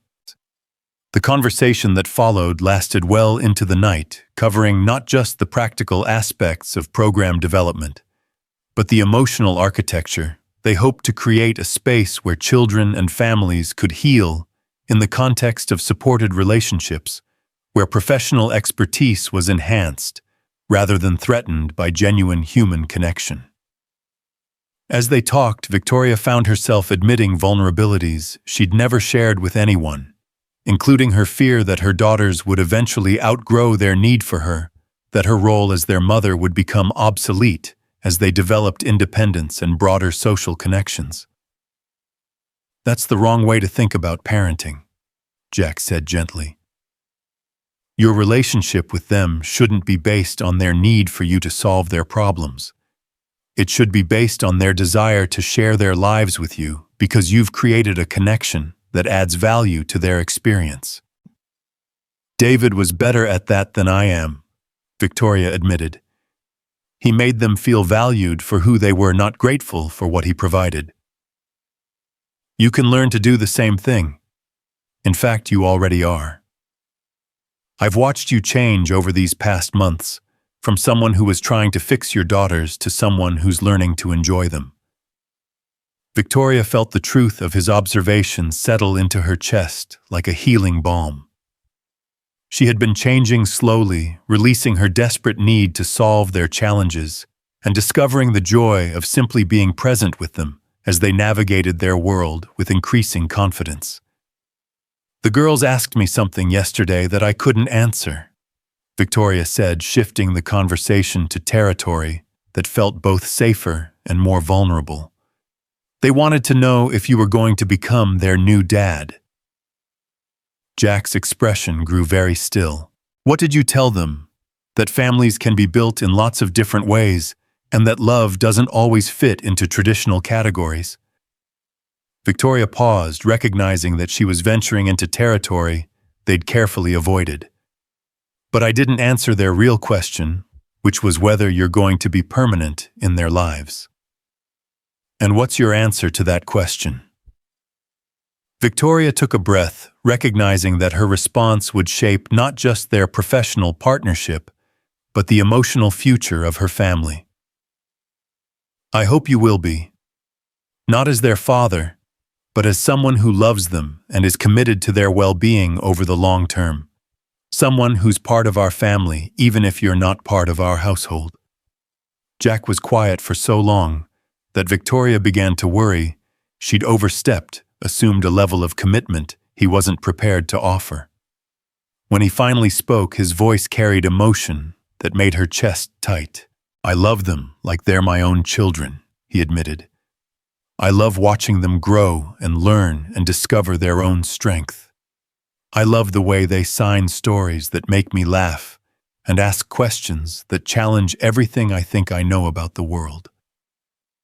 And, Victoria prompted gently, and I love the way you've changed the way you've learned to see them clearly and celebrate what makes them unique instead of trying to normalize what makes them different.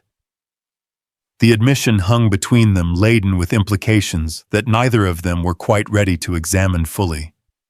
Victoria felt her heart rate accelerate, recognizing that Jack's feelings for her family extended beyond professional investment or even friendship. So what does that mean for our program? Victoria asked, trying to ground their conversation in practical concerns. It means we have to be very careful about boundaries and very clear about expectations, Jack said. It means we need structures that support our personal connections while maintaining professional integrity. And it means we need to be honest with ourselves and others about what we're building here. Which is... Jack met her eyes directly, his expression holding both certainty and vulnerability. A family that serves other families. A home that's also a healing center. A relationship that defies traditional categories but serves everyone involved. Over the following week, Victoria found herself immersed in the practical details of transforming vision into reality.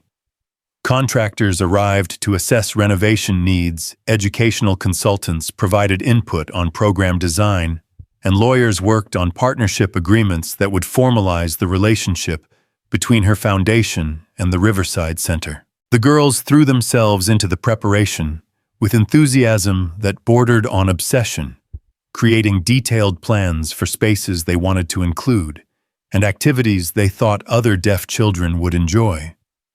Their investment in the project went beyond personal interest to something that looked remarkably like mission-driven purpose. "We should have a room where families can practice signing together," Lily suggested during one of their planning sessions, "with mirrors so they can see how their hands look when they talk. And maybe a place where kids can tell stories without worrying about being perfect," Sophie added, "where making mistakes is part of learning instead of something to be embarrassed about." Victoria felt humbled by her daughter's wisdom, recognizing that their suggestions emerged from lived experience with the challenges and joys of communication that transcended traditional boundaries. They understood intuitively what she was still learning intellectually, that healing happened in relationships, that children thrived when their differences were celebrated rather than merely accommodated. Jack navigated the increased activity with his characteristic grace, somehow managing to participate in professional meetings while maintaining his personal routine with the girls. Victoria watched him balance these roles with growing admiration, seeing him model the kind of integrated approach to work and family that she hoped their program would support. Dr. Williams called on a Thursday morning with news that would determine their future. "The board approved the partnership," she said without preamble. "They're excited about the potential for innovation and the opportunity to serve families in your area." Victoria felt relief and terror in equal measure, recognizing that approval meant commitment to something larger and more complex than anything she'd previously undertaken. "What's the timeline?" "They'd like to see the program operational within 6 months. That means renovations, staff hiring, licensing approvals, and curriculum development all happening simultaneously." "And Jack's position?" "Program director, reporting to both our center and your foundation board. It's a unique structure, but the board feels it reflects the innovative nature of what you're creating." After ending the call, Victoria found herself staring out the window at the grounds where construction would soon begin, where families would gather for healing and learning, where her daughters would grow up, surrounded by others who shared their language and their challenges. The magnitude of what they were undertaking felt both overwhelming and exactly right. Jack found her there an hour later, his expression carefully controlled as he approached. "Dr. Williams called me too. We're really doing this." "Are you ready?" Victoria asked, though she wasn't sure she was prepared for any answer he might give. "I'm terrified and excited and honored to be trusted with something this important," Jack said honestly. "But yes, I'm ready. Are you?" Victoria considered the question seriously, taking inventory of her fears and hopes, her resources and limitations, her determination to create something that honored both David's memory and her daughter's future. "I'm ready to try," she said finally. "I'm ready to learn how to build something that serves other families the way you've served ours.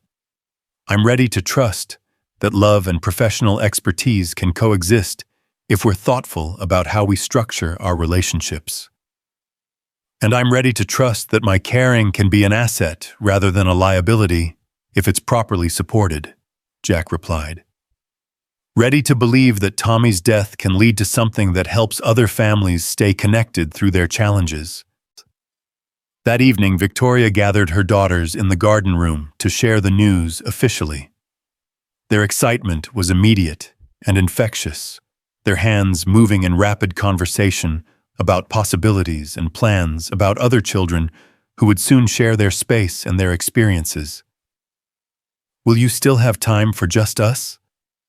Lily asked, her expression carrying a vulnerability that reminded Victoria how much her daughters had already adapted to changes in their family structure. "Always," Victoria promised her signs, growing more confident with each passing day. "This program isn't replacing our family time. It's growing out of our family time. Everything we've learned about loving each other, we want to share with other families." "And Jack will still be here?" Sophie asked, her need for reassurance echoing her sister's. Jack knelt to their level, his expression serious but warm. "I'll be here in a new way, not just visiting for cleaning and story time, but working here every day to help other children and families learn what you've taught me about communication and connection." "What have we taught you?" Lily asked, her curiosity evident. Jack's answer was immediate and heartfelt. "That being different is a gift, not a problem. That love can be expressed in many languages, but the most important one is presence. And that families can be built and rebuilt and grown in ways that honor everyone's needs and gifts." As Victoria tucked her daughters into bed that night, she felt the weight of transition settling around them, like a blanket that was both comforting and transformative. Their family was about to expand beyond anything she'd imagined 6 months earlier, when Jack had been simply the janitor who made her daughters laugh. Now he was becoming something unprecedented in her experience, a partner in both professional mission and personal healing, someone whose presence in their lives would be formalized through work while remaining grounded in love that defied easy categorization.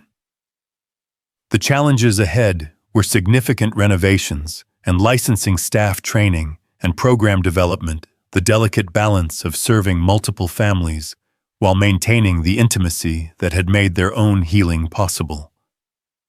But Victoria felt ready for those challenges in ways she wouldn't have thought possible when she'd first walked into her kitchen to find Jack teaching her daughters about elephants and memory. She fell asleep that night, with plans and possibilities spinning through her mind, dreams of children laughing in sign language and families learning to see difference as gift rather than deficit. Somewhere in those dreams, David was present too, his approval evident in the way the vision honored both the love he'd given their daughters and the future he'd wanted them to embrace. The morning would bring contractors and consultants, lawyers and licensing officials, the beginning of a transformation that would change not just their family, but potentially dozens of others. Victoria was ready for that transformation, ready to trust that love properly supported could indeed change the world one family at a time. 6 months later, the Grant Family Communication Center opened its doors to its first group of families. The east wing of the mansion transformed into a space that hummed with purposeful activity and barely contained excitement. Victoria stood in the main therapy room, watching Jack facilitate a group session with 3 families whose children ranged in age from 4 to 12, all deaf, all learning alongside their parents that communication was an art form rather than a limitation. The transformation of the space had been remarkable, but the transformation of the people within it was nothing short of miraculous. The sterile perfection of Victoria's original home had given way to something warmer and more alive: walls covered with children's artwork, family photos, and inspirational quotes in both English and ASL. The formal furniture had been replaced with comfortable seating areas that encouraged connection rather than maintaining distance. "Mrs. Chen, show Mama how you sign butterfly," 8-year-old Marcus urged his mother, his hands moving with the confident fluency that came from being understood rather than simply accommodated. Victoria watched Mrs. Chen's tentative movements gradually gain confidence as Jack offered gentle corrections and encouragement. The woman's face held the same wonder that Victoria remembered from her own early days of learning, that her child's language could become her language too. That difference could be bridged through commitment, rather than simply tolerated through resignation. Lily and Sophie moved through the space with the easy confidence of children who had found their place in the world. They served as informal ambassadors for other children, demonstrating through their own joy and self-assurance that being deaf was indeed a gift rather than a limitation. Victoria watched them help a shy 4-year-old named Emma practice the sign for her name, their patience and encouragement flowing naturally from their own experience of being seen and celebrated for who they were. The children who come here are different when they leave. Dr. Williams observed, joining Victoria at the observation window, more confident, more connected to their families, more proud of their identity as deaf individuals. Victoria nodded her eyes following Jack as he worked with the Rodriguez family, helping them navigate a communication challenge with the same blend of professional expertise and genuine care that had first drawn her attention months earlier. Jack has a gift for helping people see possibilities instead of limitations. And you've created a structure that supports that gift, Dr. Williams replied. The integrated approach you've developed here, combining family therapy, educational support, and community building, it's becoming a model that other centers want to replicate. The success of their program had indeed attracted attention from professionals nationwide. Victoria's foundation had fielded inquiries from facilities across the country wanting to understand how they'd created a therapeutic environment that produced such remarkable outcomes. The secret Victoria had learned wasn't revolutionary techniques or expensive equipment. It was the simple recognition that healing happened in relationships, and that those relationships could be supported and sustained through thoughtful structure and genuine commitment. Victoria, Jack's voice carried across the room, his hands translating as he spoke. Could you join us for a moment? The Martinez family has a question about educational advocacy. Victoria moved into the group naturally, her signing now fluent enough to participate fully in conversations that would have excluded her 6 months earlier. She'd discovered that learning her daughter's language had opened doorways not just to communication, but to an entire community of families who shared similar challenges and triumphs. Mrs. Martinez was asking about how to help teachers understand accommodation versus modification. Jack explained as Victoria settled into the circle. I thought you might share your experience with the girls' school. Victoria felt the familiar warmth of being included not as an authority figure, but as a fellow parent navigating the complexities of raising deaf children in a hearing world. The key is helping teachers understand that accommodations allow your child to show what they know rather than changing what they're expected to learn. She began, her hands moving with increasing confidence. As she shared strategies for educational advocacy, Victoria found herself thinking about how much her relationship with expertise had changed.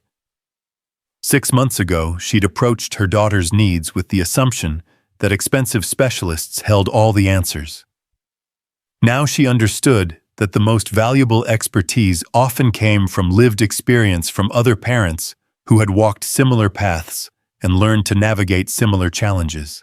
The session concluded with the families making plans to meet the following week, their connections extending beyond the formal structure of the program into genuine friendships that would support them long after their children aged out of services. Victoria watched parents exchange contact information and children make plans for playdates, seeing the community formation that had been one of their primary goals for the center.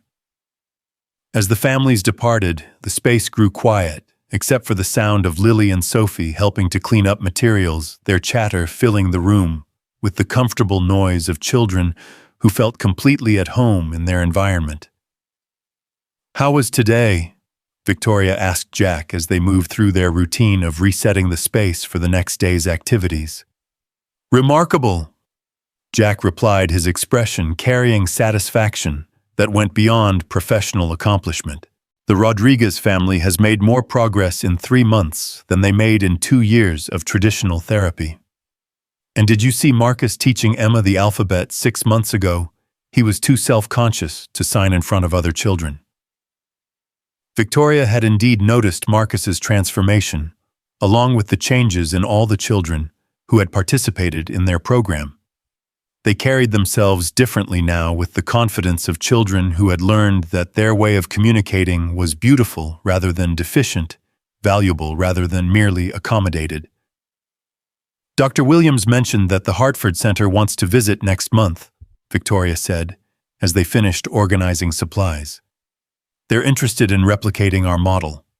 Jack paused in his organizing, considering the implications. Are you ready for that level of expansion? Having other centers adopt our approach? Victoria had been thinking about this question for weeks, recognizing that their success brought both opportunities and responsibilities she hadn't anticipated. I think we have an obligation to share what we've learned.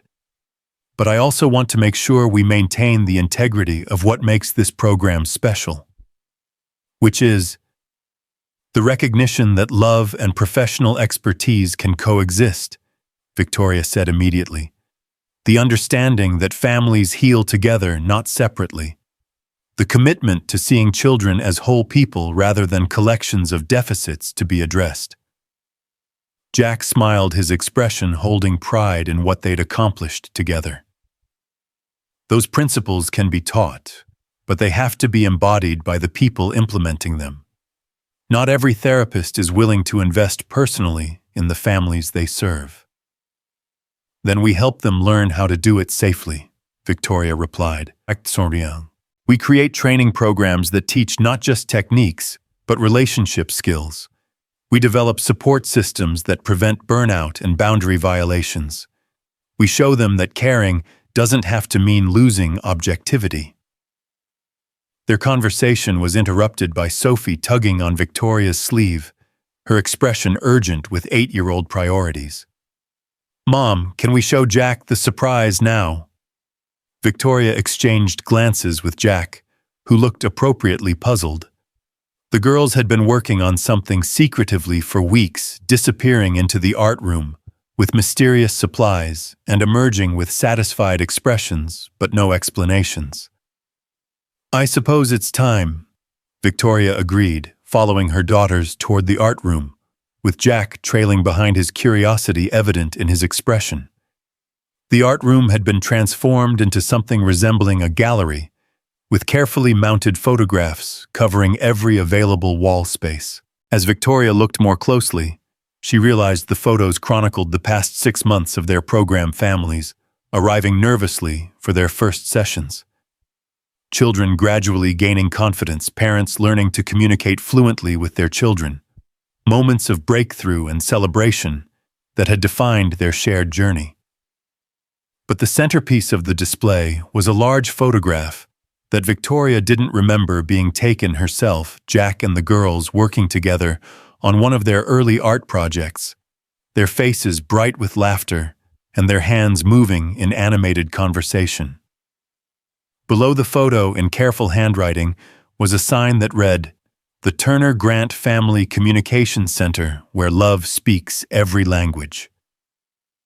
Victoria felt tears threatening as she absorbed the full impact of what her daughters had created.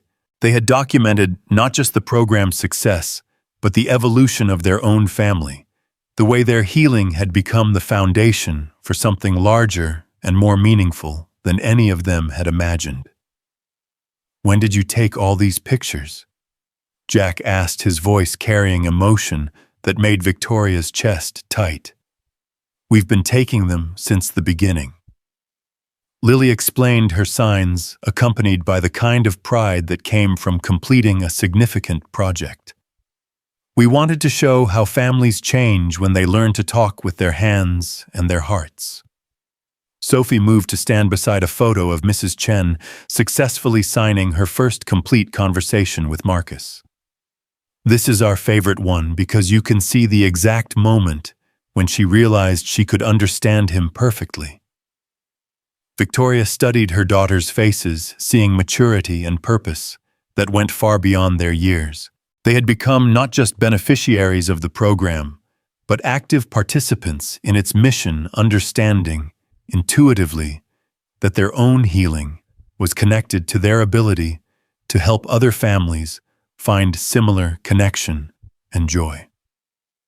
"There's one more thing," Lily said, producing a carefully wrapped package from behind the desk. "We made this for both of you." Jack accepted the package with the careful attention he always gave to gifts from the girls, unwrapping it slowly, to reveal a handmade book titled The Elephant Family, A True Story. Victoria peered over his shoulder as he opened it, seeing page after page of illustrations and text that told their story from Jack's first evening in their kitchen through the opening of the communication center. The book captured not just events but emotions, showing Victoria's gradual transformation from distant authority figure to engaged mother, Jack's journey from careful employee to beloved family member, and the girls' evolution from isolated children to confident advocates for deaf community and culture. "You wrote this yourselves?" Victoria asked, amazed by the sophistication of both the storytelling and the emotional insight it demonstrated. "Jack helped us with some of the hard words," Sophie admitted. "But the story is ours, about how families can grow in ways you don't expect and how love can speak languages you have to learn." Victoria felt overwhelmed by the depth of her daughter's understanding, their ability to see their experience as part of a larger narrative about healing and growth, and the power of human connection to transcend apparent differences. "The last page is our favorite," Lily said, flipping to the end of the book, where a drawing showed dozens of families gathered in the communications center, children and adults of all ages signing together in what looked like celebration. Below the drawing in careful lettering was the book's final line, "And they all lived happily ever after, speaking the language of love in all its beautiful forms." Jack closed the book carefully, his expression holding emotion that Victoria recognized as both gratitude and something deeper, the knowledge that he had found not just professional fulfillment, but personal belonging in ways he'd never expected to experience again. "This is the most beautiful gift anyone has ever given me," he said, his hands moving to include both girls in his response. "Thank you for seeing our story so clearly and telling it so beautifully." "It's not finished yet," Sophie pointed out, with 8-year-old practicality. "We're still writing more chapters." Victoria felt the truth of that observation settle into her consciousness like a revelation. Their story was indeed still being written each day, bringing new families, new challenges, new opportunities to demonstrate that love could indeed speak every language when people were willing to learn and listen with their whole hearts. That evening, after the girls had gone to bed with promises to add new photos to their gallery, the following week, Victoria found herself in the garden room, with Jack the handmade book open between them on the coffee table. The space that had once been their sanctuary for difficult conversations had become something different, a place where they could reflect on what they'd built together and plan for the future that stretched ahead of them. "Do you ever think about what David would say about all this?" Jack asked his question, carrying the gentle curiosity that had characterized their deepest conversations. Victoria considered the question seriously, conjuring her late husband's presence with the ease that came from months of learning to remember him with joy rather than only grief. "I think he'd be amazed by how much the girls have grown, how confident and purposeful they've become. I think he'd be proud that we found a way to turn our healing into something that serves others." "And what would he think about us, about the relationship we've built?" The question touched on territory they'd been carefully navigating for months. The recognition that their connection had deepened beyond professional collaboration or even friendship into something that defied easy categorization. Victoria felt ready to acknowledge what had been growing between them, even if she wasn't sure how to name it. "I think he'd recognize that love takes many forms," Victoria said carefully. "That families can be built and rebuilt in ways that honor the past, while embracing new possibilities. That his daughters deserve to be surrounded by people who see them clearly and love them completely."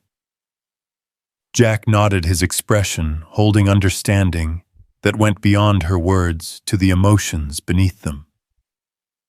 "I love them like they're my own children," he said quietly. "And I love watching you be their mother, seeing how you've learned to celebrate what makes them unique instead of trying to normalize what makes them different.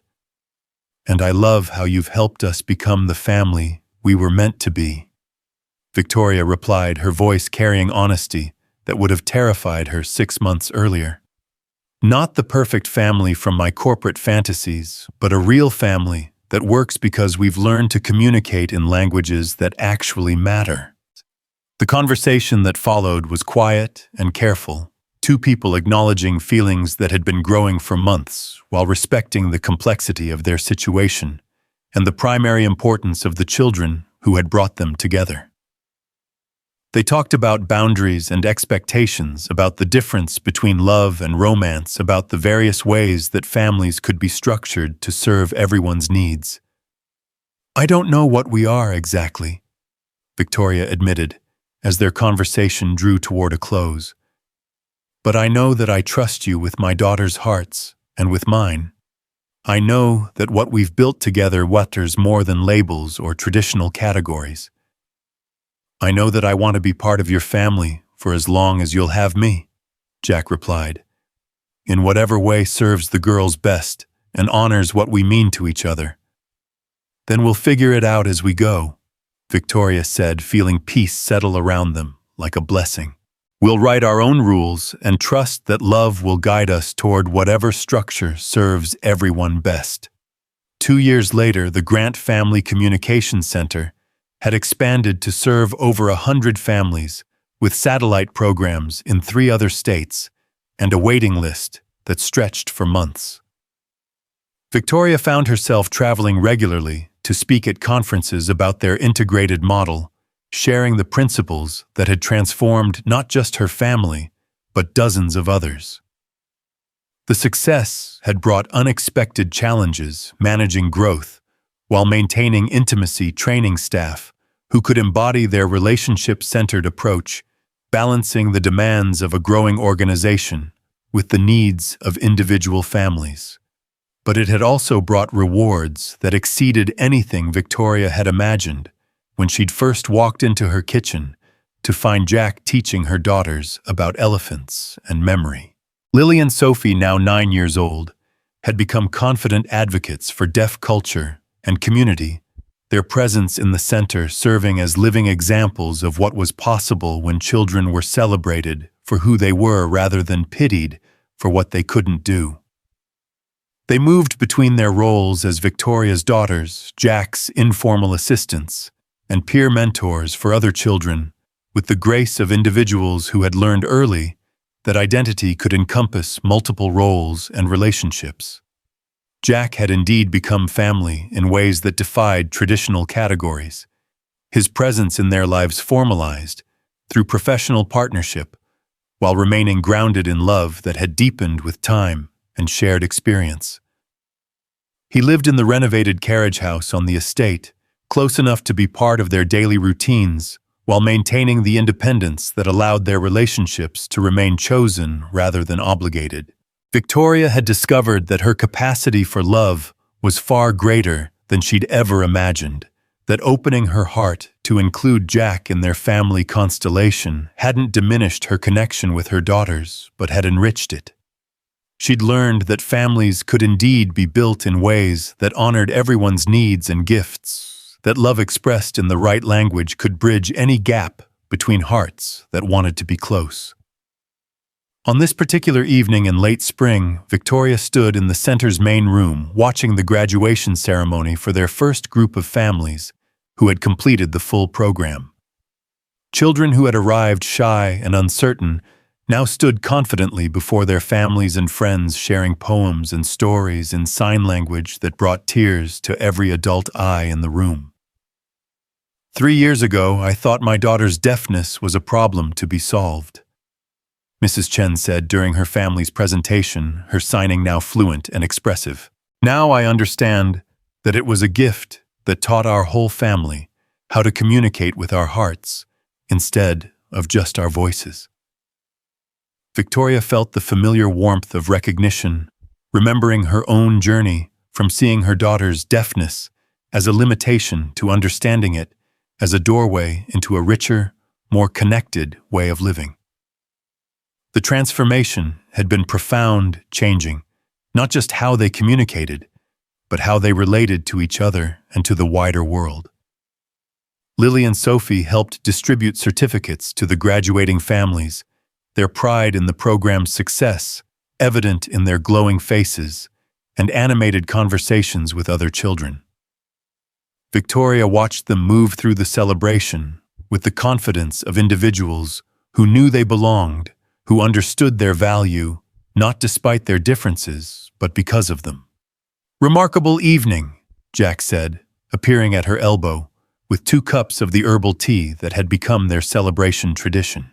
The Johnson family's presentation about learning to see challenge as opportunity, I think they could teach seminars on resilience. Victoria accepted the tea gratefully, her eyes following the families as they mingled and made plans to stay connected beyond the formal program structure. "Mrs. Rodriguez told me her son wants to become a teacher, so he can help other deaf children feel proud of who they are. 3 months ago, he was too self-conscious to sign in public." "Children rise to meet our expectations," Jack observed. "When we expect them to be limited by their differences, they struggle to see beyond those limitations. When we expect them to be empowered by their uniqueness, they find ways to turn difference into strength." Victoria nodded, thinking about her own expectations and how dramatically they'd shifted over the past 3 years. She'd learned to expect not perfection from her daughters, but authenticity, not conformity, but contribution, not despite their deafness, but because of everything it had taught them about resilience and adaptation and the multiple ways that human beings could connect across apparent differences. The celebration continued late into the evening, families reluctant to leave a space that had become synonymous with acceptance and growth, and the kind of community that supported rather than judged. Victoria found herself thinking about David, about how he would have loved seeing their daughters at the center of something so meaningful, surrounded by other children who shared their language and their challenges, and their remarkable capacity for joy. As the last families departed with promises to return for alumni events and continued connection, Victoria and Jack moved through their routine of resetting the space, their movements synchronized by months of shared purpose and deepening partnership. "The Hartford Replication Program wants to schedule another training visit," Jack mentioned as they organized materials for the following day's sessions. "They're particularly interested in our family integration model." Victoria felt pride in what they'd accomplished, but also protective instincts about maintaining the integrity of their approach. "We need to make sure they understand that techniques without genuine relationship commitment won't produce the same outcomes." "Agreed. I've been thinking about developing a certification program that requires not just technical training, but personal work around communication and connection." Victoria paused in her organizing, struck by the evolution in Jack's thinking about his role and responsibilities. The man who had once been afraid of getting too attached now spoke confidently about training others to form meaningful therapeutic relationships, his own healing, allowing him to guide others towards similar growth. "You've come a long way from the janitor who was afraid to care too much," Victoria observed with warmth. Jack smiled, his expression holding memories of their shared journey. "I've learned that caring too much was never the problem. The problem was not having enough support for the caring, not being part of a community that understood and sustained deep commitment to families' well-being." And now I wake up every day knowing that my caring is an asset rather than a liability, that my investment in these families is supported by systems and relationships that prevent burnout and boundary violations. Now I know that Tommy's death wasn't because I cared too much, but because I was trying to care in isolation. Victoria felt the weight of his growth, the way he'd transformed personal loss into professional wisdom that now served dozens of families. He would be proud of what you've built in his memory. We've built, Jack corrected gently. None of this would exist without your willingness to risk everything on the possibility that love and professional expertise could coexist. As they finished their closing routine and prepared to leave the center for their respective homes, Victoria reflected on the unexpected shape their lives had taken. 3 years ago, she'd been a successful but isolated businesswoman struggling to connect with her grieving daughters. Jack had been a maintenance worker carrying guilt about his brother's death and afraid to form meaningful attachments with the children he served. Now they were partners in an enterprise that had transformed not just their own family, but dozens of others, their personal healing having become the foundation for professional mission that honored both their individual gifts and their shared commitment to children's well-being. The girls were waiting in the kitchen when Victoria arrived home, their faces bright with the excitement of children who had important news to share. "Mom," Lily signed her movements rapid with enthusiasm. "We want to tell you about our idea for the center." Victoria settled at the kitchen table, giving them her full attention, with the presence she'd learned was the greatest gift she could offer. "Tell me everything." "We think there should be a special program for kids whose parents died." Sophie explained, her expression serious but hopeful. "Like we did but their parents. So they can learn that love doesn't disappear even when people do." Victoria felt her breath catch at the depth of her daughter's insight, their ability to recognize that their own experience of loss and healing could serve others facing similar challenges. "And we think Jack should help lead it," Lily added, "because he understands about missing someone and still loving them." Victoria looked at her daughters with amazement, seeing not just their compassion, but their sophisticated understanding of how personal experience could be transformed into service to others. They had learned through their own healing that the most powerful form of help often came from those who had walked similar paths and found ways to integrate loss into continued growth. "That's a beautiful idea," Victoria said, her hands moving with the fluency that had become second nature. "What made you think of it?" "Emma," Sophie said, immediately referring to one of their program participants. "Her mom died in a car accident, and she's scared to talk about missing her because she thinks it will make her dad too sad." "Just like we used to be scared to talk about Daddy because we thought it would make you too sad," Lily added with the directness that never failed to humble Victoria. Victoria felt the full circle of their healing, the way their own journey through grief had given them wisdom and empathy that could now serve other children facing similar losses. "Have you talked to Jack about this idea?" "We wanted to talk to you first," Sophie said, "because you're the one who has to miss Daddy the most, and we wanted to make sure it wouldn't make you too sad to help other families learn what we learned." Victoria felt tears threatening at her daughter's consideration, their mature understanding that healing work required emotional readiness from everyone involved. "Do you know what I think would make me the least sad?" Both girls shook their heads, waiting for her answer. "Knowing that Daddy's love for us has grown into something that helps other children feel less alone when they're missing someone they love." That conversation led to months of planning and preparation, culminating in the launch of the center's grief support program for families dealing with the loss of a parent. Jack's personal experience with his brother's death, combined with his professional expertise in family therapy, made him uniquely qualified to help children and surviving parents navigate the complex territory of continued love in the face of permanent absence. The program's success exceeded everyone's expectations, drawing families from across the region who had found little support elsewhere for the specific challenges of maintaining family connection after loss. Victoria found herself thinking often about David, about how he would have loved seeing their personal tragedy transformed into a source of healing for others. 5 years after Jack's first evening in their kitchen, the Grant Family Communication Center had become a nationally recognized model for family-centered therapy. Its integrated approach to serving children and parents together, having influenced practice standards across the country. Victoria's foundation had established similar centers in 12 states, each one adapted to local needs while maintaining the core principles of relationship-centered healing and community building.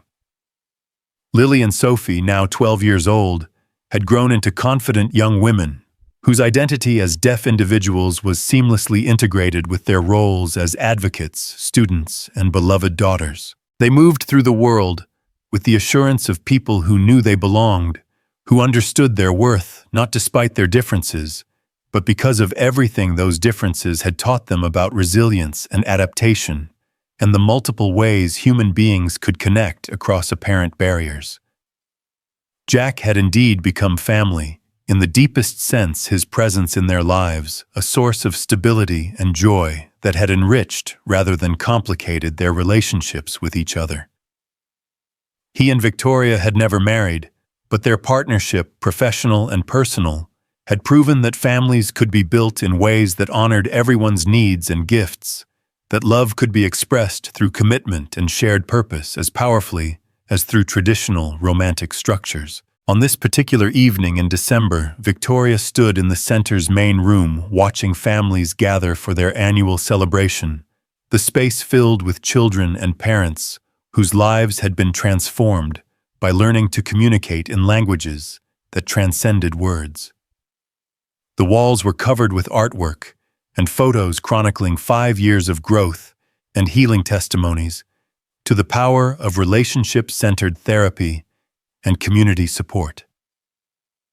5 years, Jack said, joining her at the observation window. When Dr. Williams first visited, did you think we'd still be here serving our 100th family? Victoria considered the question, remembering her desperation and uncertainty when she'd first discovered Jack teaching her daughters about elephants and memory. I thought we might create something meaningful for a few families. I never imagined we'd build something that could influence how children and families are served nationwide. And personally, did you think our family would look like this? Victoria looked around the room, seeing her daughters helping younger children with a presentation. Watching Jack move between families with the easy confidence of someone who had found his perfect professional calling. Feeling the deep satisfaction that came from knowing they'd created something that honored both David's memory and their continued capacity for growth and love. I thought we might survive our grief, Victoria said honestly. I never imagined we'd transform it into something that helps other families not just survive but thrive. The celebration that evening was their largest yet, with families who had participated in programs over the past 5 years, returning to share updates and maintain connections that had become lifelong friendships. Children who had arrived shy and uncertain now stood confidently before the group, sharing stories and achievements in sign language that brought tears of joy to every adult eye in the room. I want to tell you about my friend Emma. 12-year-old Marcus signed during the evening's presentations, his confidence a stark contrast to the withdrawn child who had first arrived at the center. She taught me that being different isn't being alone because there are always other people who understand what makes you special. Victoria felt the familiar warmth of recognition watching children who had learned to see their differences as gifts, sharing that wisdom with others who were just beginning their own journeys toward self-acceptance and community connection. Lily and Sophie served as ceremony coordinators, their roles in the center, having evolved naturally from beneficiaries to junior staff members who helped other children feel welcomed and valued. Victoria watched them move through the celebration with purpose and joy, their identity as her daughters seamlessly integrated with their roles as advocates and community leaders. As the formal presentations concluded and families moved into informal socializing, Victoria found herself thinking about the elephant story that had started it all. Jack's tale about memory and kindness, and the choices that families made about what to remember and how to honor the past while building the future. Mrs. Grant. A familiar voice interrupted her reflection. She turned to find Mrs. Chen, now a volunteer with the program, approaching, with a young woman Victoria didn't recognize. "I'd like you to meet Sarah Williams," Mrs. Chen said, her signing, including the newcomer in their conversation. "She's a reporter doing a feature story about innovative therapy programs. She's particularly interested in understanding how your personal experience led to creating something with such broad impact." Victoria felt the familiar mixture of pride and humility that came with public recognition of their work. "The story isn't really about innovation," Victoria found herself saying. "It's about learning to listen to children who had been trying to teach us something important all along." The interview that followed lasted nearly an hour, covering not just the program's development, but the personal transformation that had made it possible. Victoria found herself talking about David's death and her daughter's resilience about Jack's arrival, and his patient teaching about the moment she'd realized that her family's healing could become a foundation for serving others. What would you say to other parents who are struggling to connect with children who communicate differently? Sarah asked her question, carrying personal investment that suggested more than professional interest. Victoria considered the question carefully, thinking about all the families she'd watched move through their program, all the moments of breakthrough and connection that had made their work meaningful. "I'd say that love alone isn't enough," Victoria said finally. "You have to be willing to learn your child's language, not just expect them to learn yours. You have to see their differences as gifts rather than problems to be solved. And you have to trust that the relationship you build together can become something that serves not just your family, but your entire community." And what advice would you give to professionals who want to work with families this way? Victoria glanced across the room at Jack, who was deep in conversation with a group of parents, his hands moving expressively as he listened and responded to their concerns. "I'd say that caring about the families you serve isn't a professional weakness. It's a professional strength that needs to be properly supported. The most effective therapy happens in the context of genuine relationships, but those relationships need structure and boundaries and community support to remain healthy." After the interview concluded and the last families had departed with promises to return for the spring celebration, Victoria and Jack walked through the center together, their routine of resetting the space having become a meditation on shared purpose and deepening partnership. "How does it feel to have our story told in a national magazine?" Jack asked as they organized materials for the following week's sessions.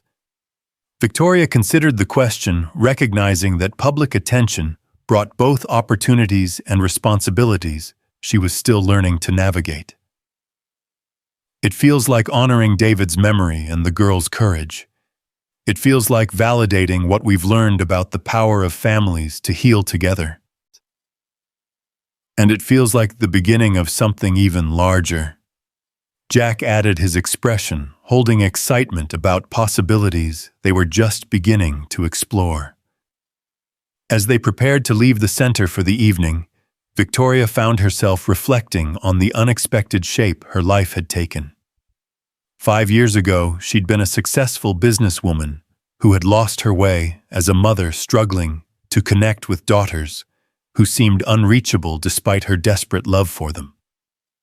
Now she was the co-founder of a program that had touched hundreds of families, a mother whose relationship with her daughters had become a source of strength and joy, a partner with Jack in an enterprise that honored both their professional expertise and their personal commitment to children's well-being. The transformation had been profound, changing not just how she related to her daughters, but how she understood family community and the various ways that human beings could support each other through challenge and growth.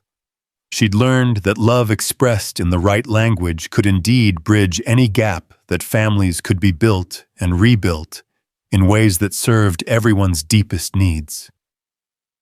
Walking through the gardens toward their respective homes, Victoria felt the deep satisfaction that came from knowing they'd created something that would outlast their individual involvement, something that had grown from their personal healing into a legacy that would serve families for generations to come.